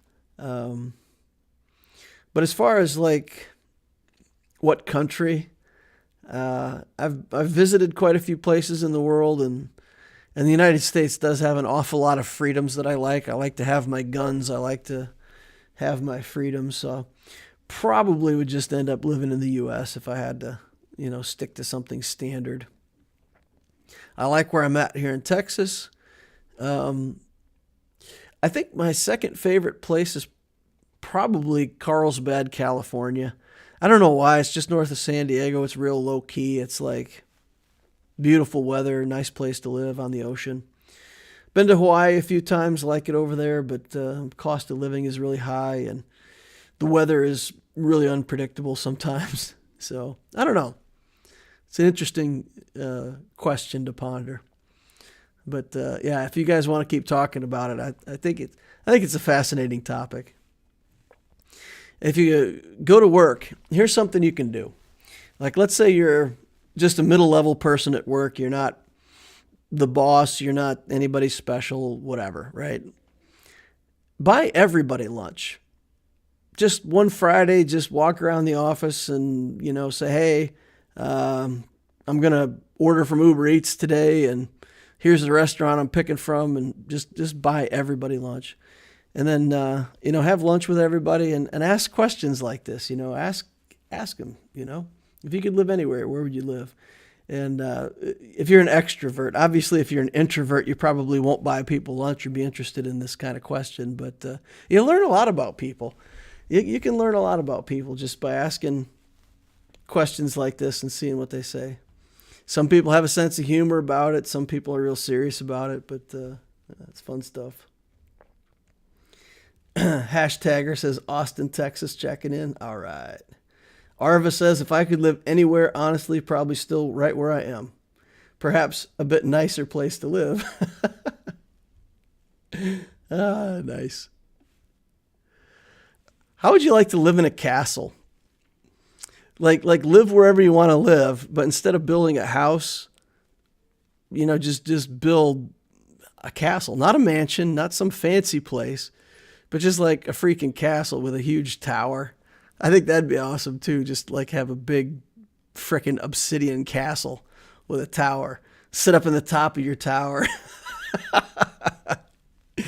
Get the Sith cackle going on. Skill rating on my main account, 3201. So we're falling just shy of that Kyber 2. So if this is true and Kyber 3 only goes from 3070 to 3220, then if I win this round, it'll push me up to Kyber 2. Maybe I should intentionally lose this round and stay in Kyber 3. I don't know. I still feel like the plan should be to go 2-1. I don't know if I want to win out to the point where I'm losing every other game.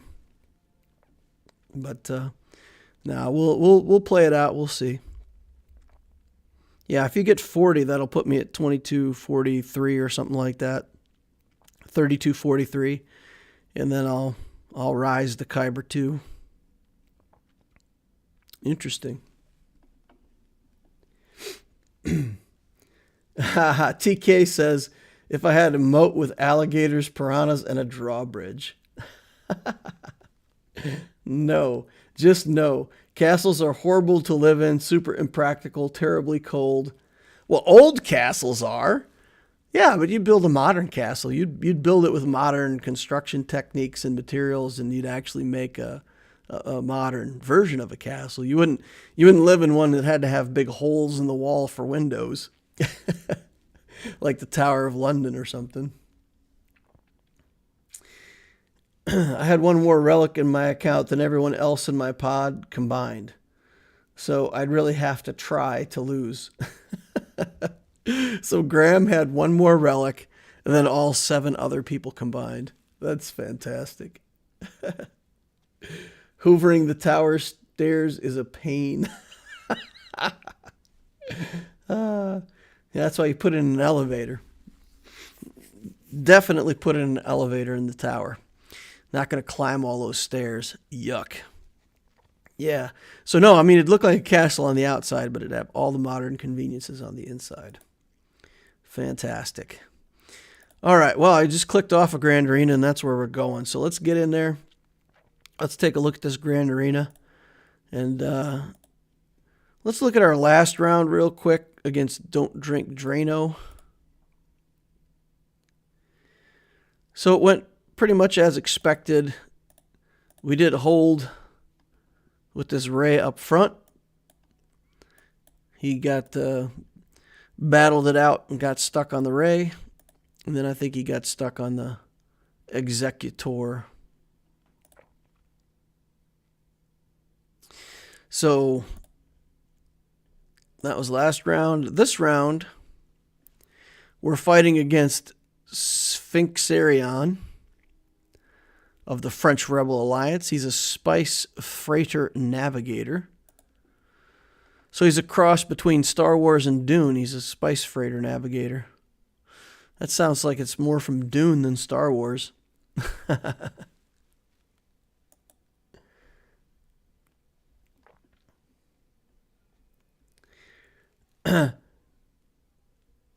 Arva says Timmy was the most interesting matchup on my pod. Yeah, Arva got to play against Intimidation.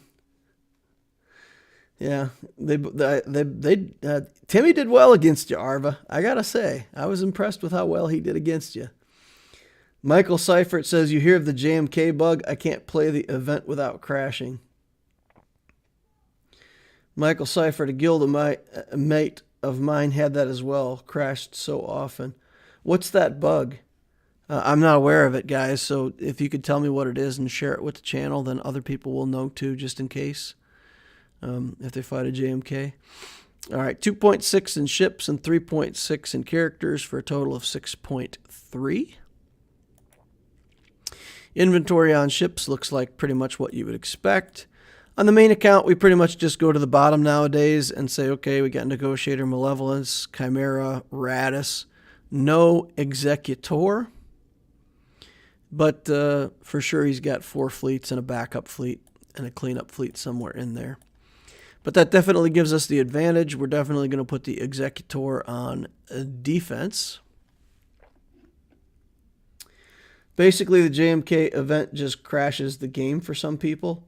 The actual JMK event, so it's not like in Grand Arena or something like that. It's the actual JMK like Journey Guide event. Or the Galactic Challenge or whatever. I need to go take a look at what you're talking about.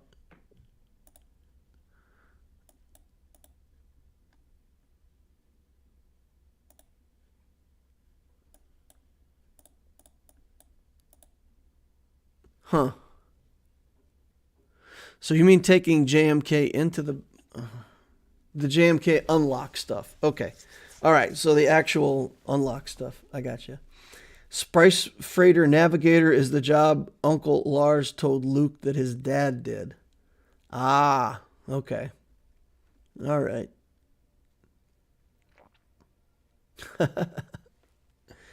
Interesting. The J&K unlock stuff didn't happen for me. All right. You hear if there was a fix? No, I did not hear if there was a fix. I didn't even know it was bugged. Sorry, guys. I'm not a great channel for news. Clicked out again. All right, so our opponent does have 2 Galactic Legends in the account, Rey and JML. He's got Piet going too. Got a General Skywalker here, Jedi Knight Luke. Pretty much from here, it's one of the formula accounts, the formula, 2 Ravens, Malak, CLS, etc., etc., etc. So the good meta teams, that's pretty much, kind of nothing to see here. The Revens are both not relicked, though, like Jedi Knight Revan and Darth Revan are both unrelicked, which is interesting. Got a full relic Grievous team, though, so we got to be careful of that. With 2 Galactic Legends, both of which I feel can be pretty good defensive options, I decided to take 2 Galactic Legends on offense. So with that in mind, that set up what I wanted to do on defense. So we did put the Executor and Negotiator here. And we did put a bunch of the banner stealing teams here. For anybody who isn't familiar, this Darth Maul team, we just try to have Sidious go real fast. Gets a 20% speed boost. Comes across, steals some banners, everybody dies. It's not a good team, but I steal banners with it. Same with the Grievous team, just there to steal some banners. And these teams, same thing. Just, he's going to get the fleet. I don't mind if he gets the fleet. I'll let him. Then over here, I put the harder teams. We've got 2 resistance teams here. I did commit Beskar Armor Mando and crew, both on defense here. This Beskar team, I feel like, might be good enough to make people use something against it. Not everybody's played against a Beskar team that's backed up like this. So, I don't know. I'm just playing around with it. I put it on defense.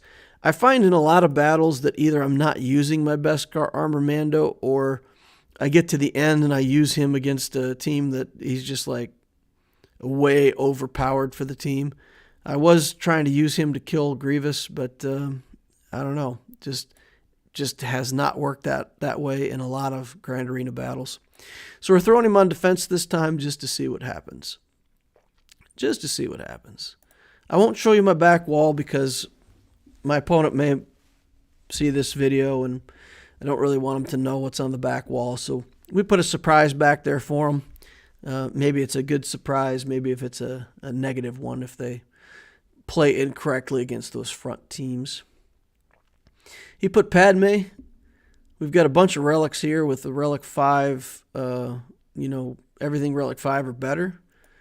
So that's a team that takes consideration with the C-3PO in there. We can't use our Enfys Nest. That's disappointing. Got Geos here, got Troopers here with a Relic 8 Piet amongst other Troopers. And then we've got the Rebels under Mon Mothma. We can nest that. We could maybe do our own Mon Mothma against it. We've got some options there. Here we have Galactic Legend Rey with some resistance. Night Sisters, Revan, and then a big Bounty Hunter team here. Now we've had pretty good luck against Bounty Hunter teams with our LSUFUR team, our Jedi Training Rey. And we have a weaker version of the Jedi Training Rey team now because we put so many of our resistance characters on defense. But, maybe. Maybe we'll still try that against these bounty hunters. So we have to think about that. So the question is, for Rey, we've got the SLKR and we've got Sith Eternal. And I feel like Sith Eternal wins this battle pretty well. I think that's going to be what I end up using. If I look to Rey's stats, she's modded for health. She really has, a lot of health. Damage isn't that high. And there's no cat on the team. So I feel like with no cat and not an offense build, then C should be able to take this out. So I'm thinking we do this with Sith Eternal. If there's nothing else on the back wall that requires a galactic... Oh, yeah, never mind. His other galactic legend is Luke. And I'm not sure that SLKR is going to do well against Luke. So I may have to use SLKR here just in case he's got his Luke on the back wall, because I will need C for Luke, right? No. So I'll probably use SLKR here then. Does that sound right to you? Maybe Griff can jump in there, or Arva. SLKR works here, right? Shouldn't be a problem. Stun up this resistance hero, Finn, and then just work my way through them. Let me know in the comments, guys, if you think that that's a bad idea to SLKR this. I think that's the right thing to do. SLKR here, save C for the back wall. If we don't need him, we can deal with the Padme team or something like that with him and still make good use out of him. Working on Lord Vader, 180 of 330. I hate farming tickets. You got C for it, that's what I'd use. I do have C, but like I said, he's got JML, and if he needs JML on the back, if he put JML on the back wall as a defense, I don't like SLKR versus JML. I don't think that's a very good matchup.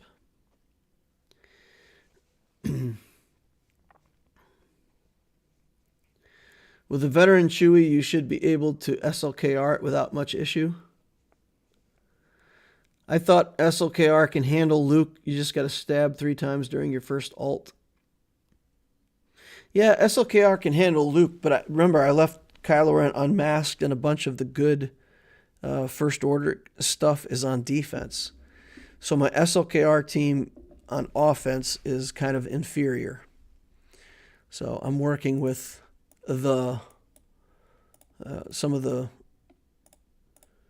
you know, less good First Order. This is my SLKR team, right?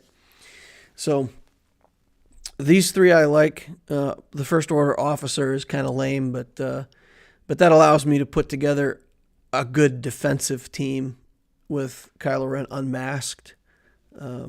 I still think this can take the Rey, right?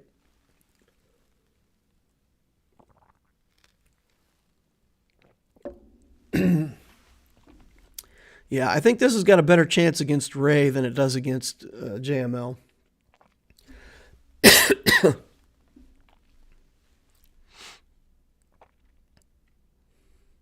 The other thing I could do is put Watt in here and just put the tank tech onto Kylo, or put the box onto Kylo. I could put the box on Kylo, put the med pack on him, and then I still have armor to go with C if I need that later on. We'll just do it like this. I think this is fine. I think this will be fine. We'll just take our time and pick our way through it and try not to do anything really dumb.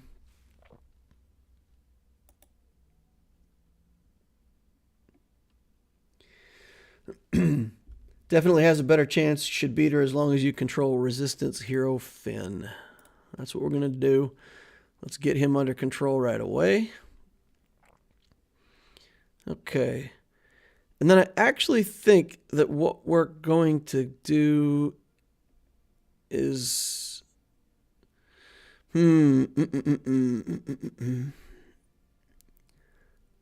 Let's smash Holdo. There we go. All right. And let's give it back over to Kylo. We'll steal some mastery over here. Holy cow. That can't be right. Those guys don't die that easily, do they? Wow. Oh, because she never got off her... we inspired her to do the whirlwind first, so she never actually put any protection on them. Interesting little trick there. Unintentional, but interesting. Okay. Let's see. Turn meter, turn meter. I don't want to drop into the alt yet. Let's do... Oh! I guess I should have dropped into the alt. Yikes. All right. We can clean this up. Let's go take a look. Yeah, only had one turn there. Griff says, yikes, I thought he could survive that, to be honest. So did I. So did I. Yeah, I thought I would live through that.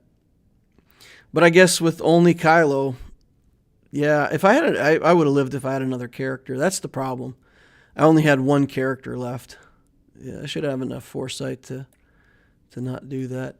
Okay, so we don't really have the troopers claimed. I feel like the troopers can clean this up. Right? Should be able to clean that up. No problem.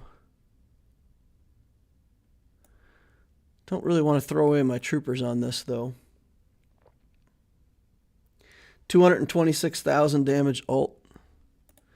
Yeah, I guess I should have dropped into my ult. I thought I would live through it. Guys, I honestly thought I would live through it. What about Qui-Gon? I know his thing doesn't work, but... maybe CLS. So what's going to happen? She'll go, then we'll go, and she'll go into damage immunity. So I think we just use the CLS team, clean her up.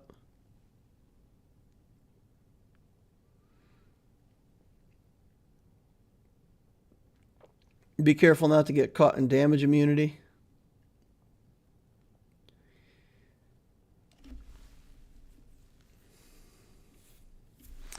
Oh, so you're saying send in a garbage team, let her do her protection up. Can we do that with just like one character? Does that work? Can we just throw in like HK and then she does her protection up?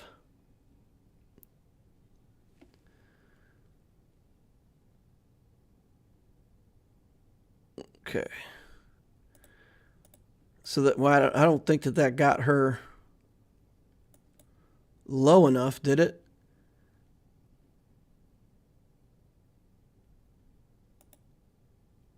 Yeah, no, I think we're okay. I think we just, she's below the threshold for triggering the whirlwind, right?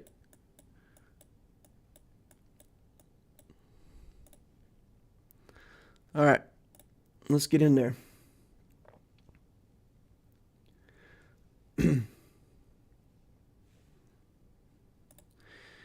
All right, damage immunity up, damage immunity down. Okay, shrug, blind. Blind doesn't work. Okay. All right, get on in there, guys. Come on. Lots of damage. Lots of damage. We need more damage. More damage. More damage. All right, that's enough. We got through it. We got through it. Those Galactic Legends take a lot of hits. All right. So then we can just trooper this, right? We could just trooper this, get it out of the way, get back to clean, efficient wins, see what's on the back wall. Save our LSUFUR for something where we know it's going to work for sure. There's no Zam on this team, so we don't have to worry about crazy speed here. Although,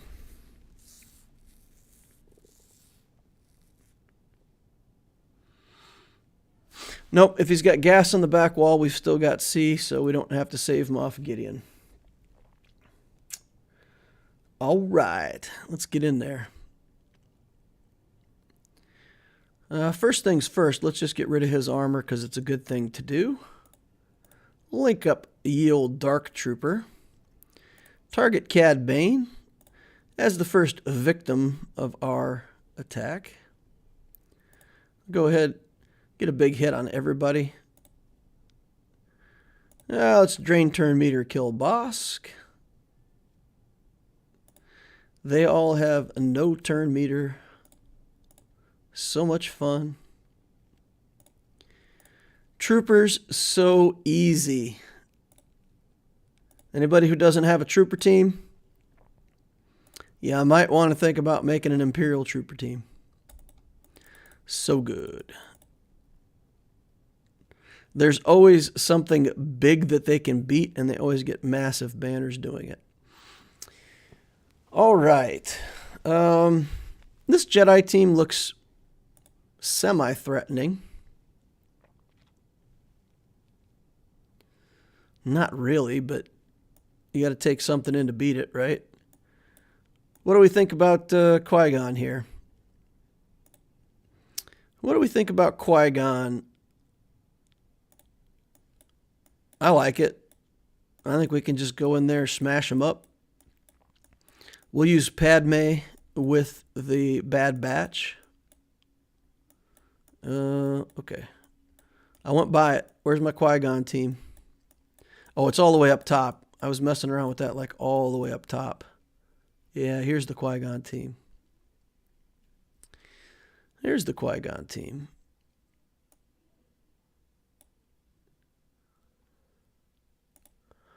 All right, I think we go in with Qui-Gon.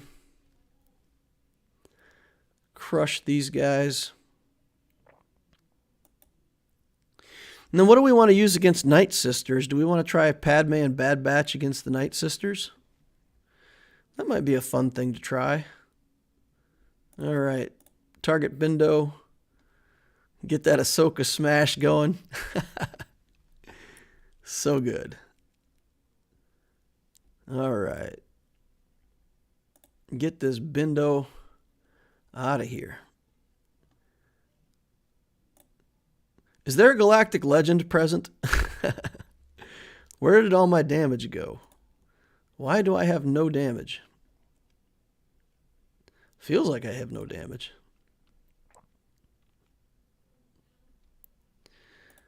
Okay. Let's do a mass assist over here. There we go.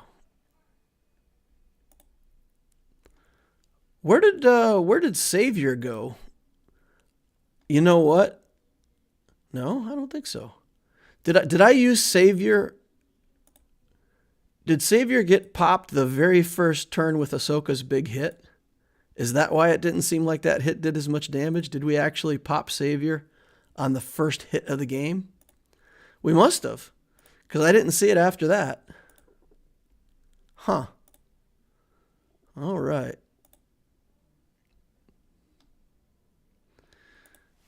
Could be.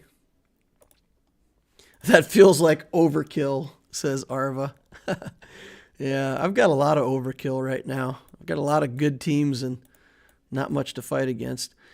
So we could Mon Mothma this. We could do Padme and the Bad Batch. Let's do Padme and the Bad Batch. See if we can have some fun with that team. Against Gear 12 Night Sisters, we do have this. This is the one that hides under stealth, right? So we have to have enough area effect stuff. He's got area effect. He's got area effect, right? So we've got enough AoE to get through this to kill her, don't we? I think so. It's a Crow says, just look back and you did pop Savior the first turn. Nice. Is Barriss necessary for the Qui-Gon team? No, not really. I just needed Galactic Republic Jedi to be on the team. So Barriss was an option.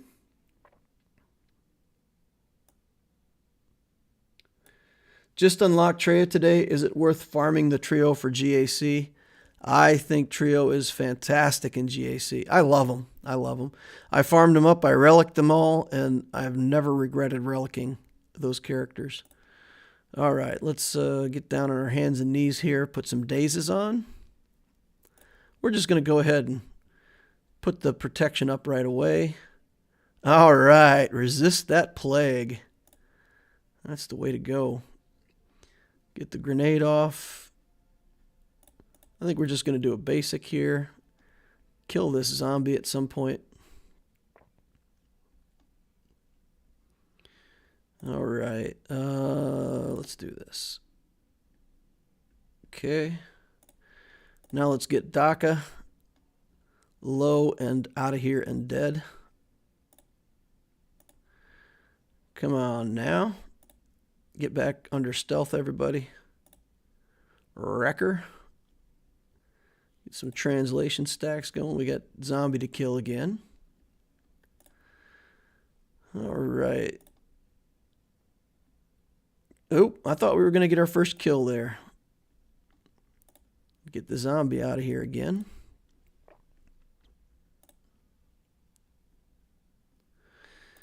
Okay. This is going slowly.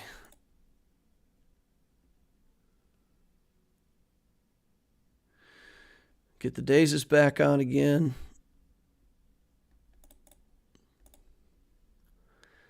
All right, Daka's down once.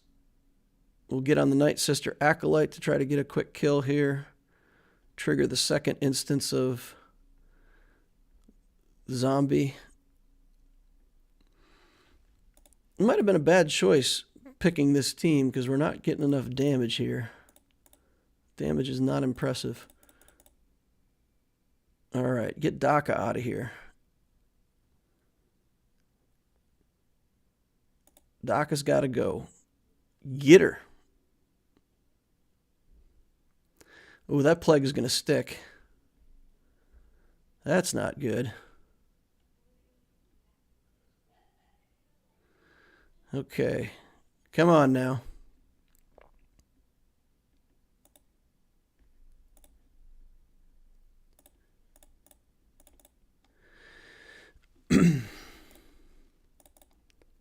Get back under stealth. So okay, get health back, get the plagues off my people. Get rid of Asajj if we can here. Okay, we're getting there, guys. 2 minutes left to go. Okay. Now we're just down to needing area effect attacks. There's one. All right. 62 banners. Couldn't get back to full protection. That's good, though. I think take it out of auto so you can be more selective with courage stacks. Yeah, I started feeling the time pressure because we got like 2 minutes into that battle and like nothing was happening. So I didn't want it to time out. I was just fighting the clock with that. All right, so this is Kylo. Just get this one out of the way. Nothing to see here. Couple Gear 12 teams. That means that we do have our Sith Eternal Emperor yet to fight. Probably just take him against that Padme team and do, you know, just like C-Watt, a tank, throw him against Padme. No problem, right? The Watt will let me take off the C-3PO buffs. So we should be good. I'm blind. Everybody's okay. No, I'm not blind. 13. Got to get to 13 stacks. 10, 11, 12, 9. All right. Die, Juhani. 3, 4, 5, 6, 4. Okay. Get him. Get him. I'm blinded again. Whiff. All right. Need some bigger hits here. They're not doing enough damage to me to get me big hits. All right, mission. Just you and me. See what happens. A very unexpected result. I didn't expect to get 69 banner. Oh, yeah. Never mind. Yes, I did. It's exactly what I expected. Fantastic. All right, so we can use nest here, right? We can nest this. And we can see what? And tank. Just to buy us a little bit of time just in case C-3PO goes crazy or something.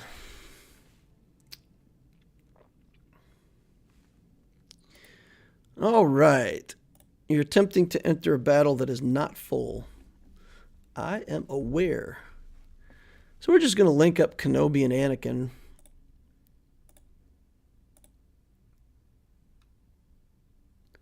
Maybe we should, yeah. It's easiest just to link these two.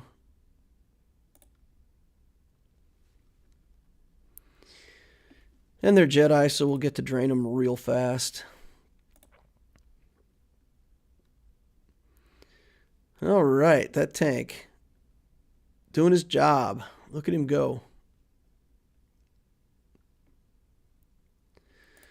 All right, let's just spread some more deception.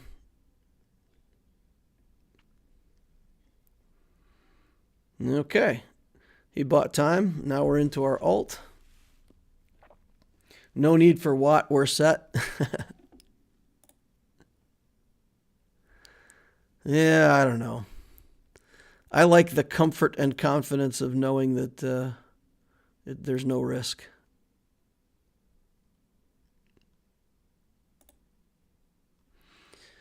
All right. Ahsoka.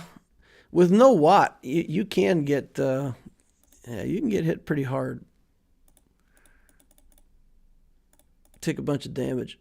The courage stacks don't matter so much, but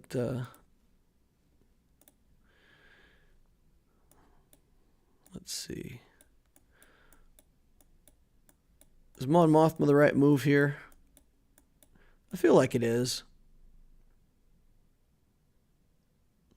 They're not even all rebel fighters, right? Han and Leia, Rolo. Do we even need Kira?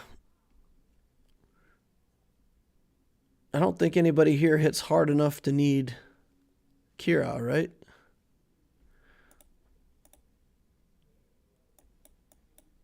Or do the assists matter? Huh. So when they mass assist, do I start building my purple protection after the first hit or after the first sequence of attacks? You know, I don't think I've watched it closely enough to know that answer 100%.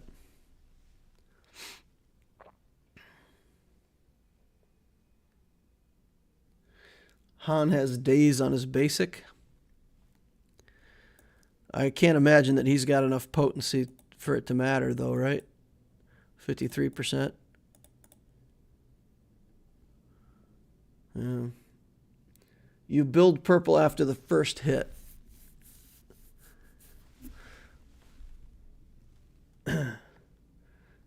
You keep your purple protect till your next turn. Yeah, no, I know. I just when I take my turn and don't have it, we'll just go in with Nest, just solo Nest, not even taking Kira.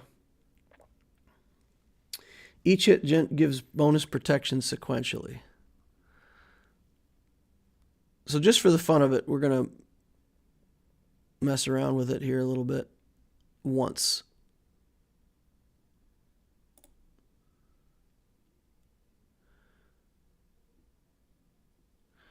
Okay. Come on now. Not getting any turns at all.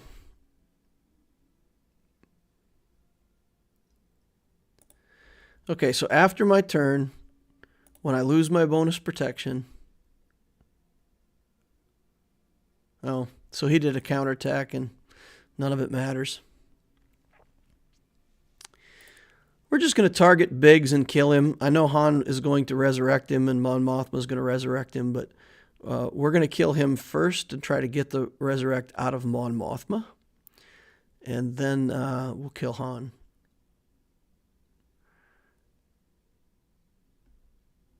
Well, let's see. Maybe we can kill him. Nope, not enough damage yet. We're just going to put it on auto, kick back, relax, enjoy the show. I guess I shouldn't mess around that much with Mon Mothma because she does take a while to ramp up, and if I wasted all that time at the beginning and lose, I'll be sad.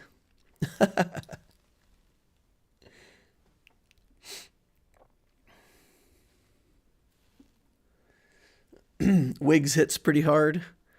Yeah, but they have to hit hard enough to put her through 100% of her life bar at the moment that she has no protection.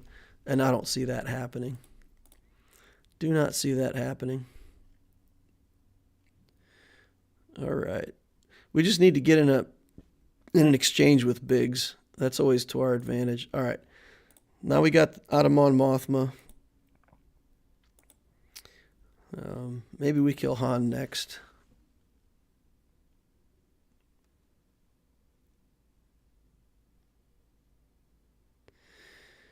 Okay. I feel like they have more healing than normal. It's weird.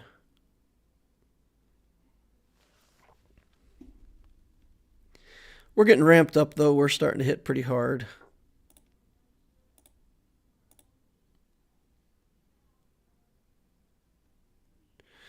All right, we got to get this Han out of here now. There we go. Now we'll get Rollo out of here.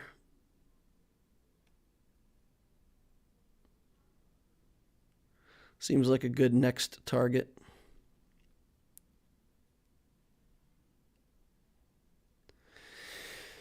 All right, that slow rebel team did more harm to my other nest than this team is doing to them. That's pretty funny. All right, we'll get back on Biggs and ramp up our damage some more.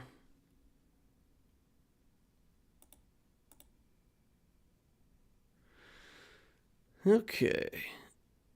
Get him killed. Then we'll go back to killing Rollo. Marco Rollo. Minute 30 left to go, Nest. You got to hit like a champ.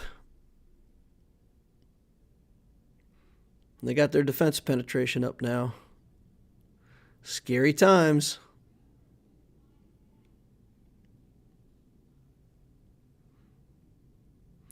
All right, there we go. Let's get Wedge out of here.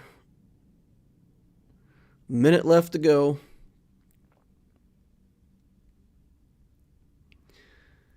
All right. And that should be it. Get her. Yeah, 52 seconds left. Not the most exciting battle in the world to watch, but pretty reliable. All right, we can get in here with Vader. I feel like Vader's going to do a good job for us.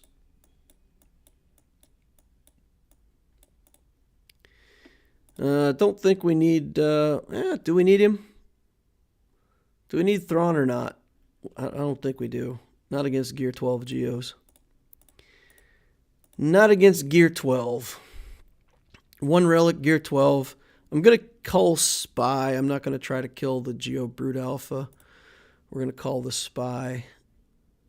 All right, Merciless Massacre. Let's get rid of the Spy right away. And then we'll just go around to everybody and say hello with a basic. And by doing that, we can remove the health pool. Merciless Massacre is done. We can do a Force Crush. And we can do a Culling Blade. And we are all the way back around to a Merciless Massacre again. So if anybody doesn't know that trick, that's the best way to do against Geos. Beautiful. So you do a Merciless, you do Force Crush first, Merciless Massacre. Then you do a Culling Blade, 5 basics, back around to Force Crush, Culling Blade a second person to get a free turn, and that puts you back on Merciless Massacre. Only works when there's 6 characters, so pretty much Geos. All right, we've got Mon Mothma team left. We've got Lucifer. We've got Revan. So what do we want to do here? The troopers are no joke, right? We can't let the troopers get going and kill a character, so we can't do like some crazy underdog or something. We actually have to try to kill these guys. Piet's pretty fast. 280. So he'll be acting at 300. I think we just take Lucifer in here. What do you guys think? That's one of the best teams we got left. We still got bounty hunters. We've still got Mon Mothma. We've just got tons of good stuff. Tons of good stuff left. I drove by it. Oh boy. I need to get these teams separated out and done in a better way.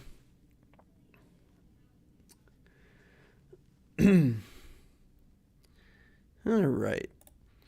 So this is a much lesser version of our Lucifer team because we committed Resistance Hero Finn and Resistance Hero Poe to defense. So it's not ideal. Now the guy that we do not want to go, we really don't want to see Moff Gideon go because he's going to cut our damage in half and that will make us sad. So we get Piet stunned up and then Stark looks like he's too fast. So let's get over there and take care of him. All right. So Gideon's under control. He's stunned. We'll put a hit down on him. Stick Ray is going to get Dark Trooper in one shot. Yeah, nice. Gotta love it. All right. And then I think we just lost banners there.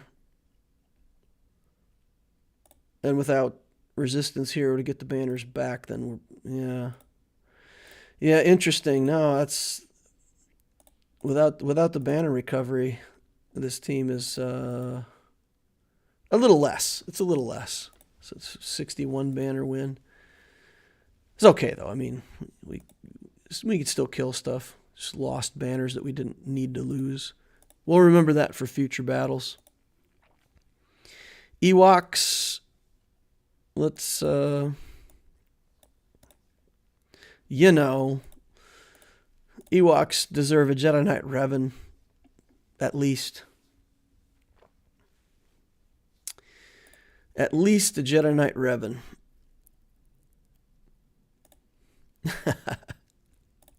Talking about overkill, guys. Does this feel like overkill?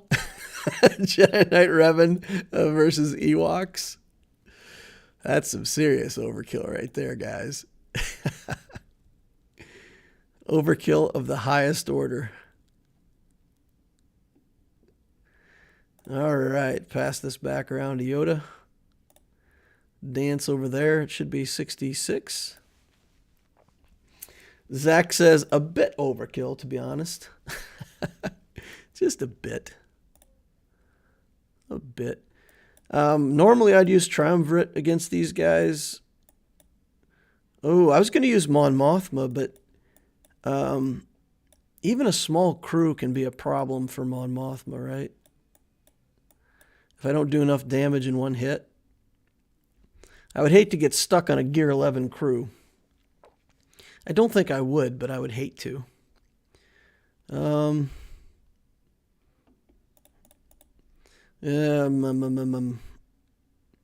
do we fix that? What if we did bounty hunters instead? Because we're going to lose banners as soon as he attacks. The first attack is going to cost us banners. So let's do boss lead. I think.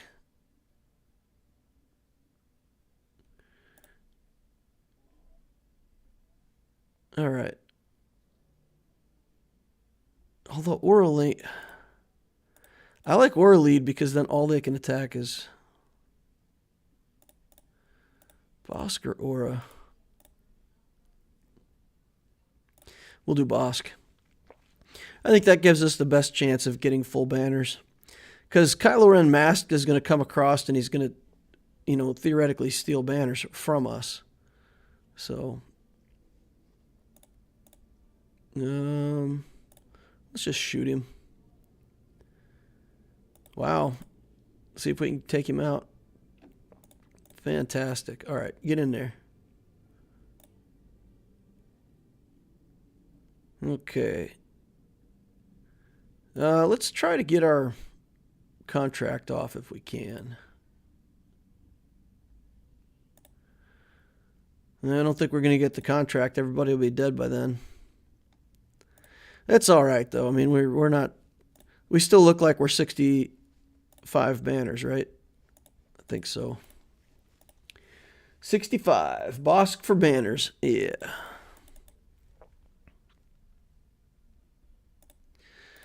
All right, so what do we have over here? Malevolence and Rebels. Man, I love that we get to see the character team up here. I really wish we could see it on fleets as well. We'll do this and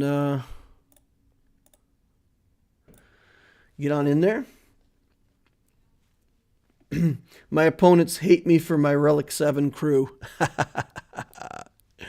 Wait till I get into Relic 9. Relic 9 crew for the win. All right. Get Han out of here. See you later, sir. Pass this over. Let's stun the Y-Wing. All right. Assist, assist, assist. Let's see. Let's do this for right now. Get a big pop off on him. Let's keep working on that tank. Carve up his armor. Get an assist. Take him out. Ooh, we didn't take him out. That's not good. All right, who's he bringing in? The Phantom. That's the Phantom, right? The other one is the Ghost. The Phantom 2. All right, 69. That's good. CG really neglects the fleet side of the game for quality of life updates. No ship squads, no ship previews. I agree. That's garbage. Do not like it. Galactic Republic. What? Spy, soldier. And then we need Plo and Millennium Falcon. All right. In we go. Fleet does deserve a bit more attention as a whole.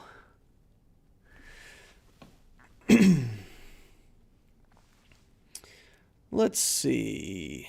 Buzz droid's right on the Hyena bomber.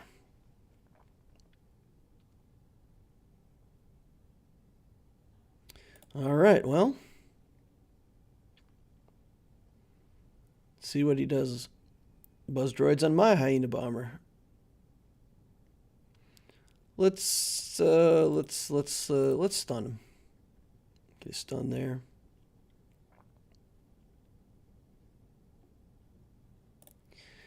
All right, Buzz droid's over here.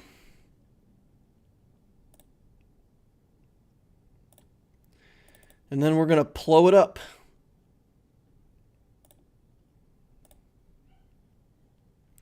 Get the Buzz droids off for now.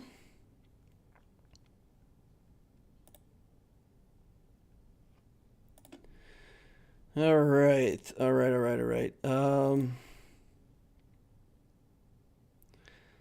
We can use the other little ship. Let's get him.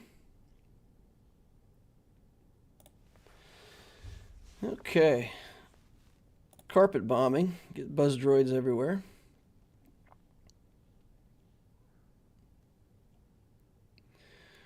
Alright, now he's got buzz droids on me everywhere. Inconvenient. Let's get him. Let's see if we can get this spy too. We got to get this spy out of here. Okay. Bring in our own spy, take out his spy. Moving right along.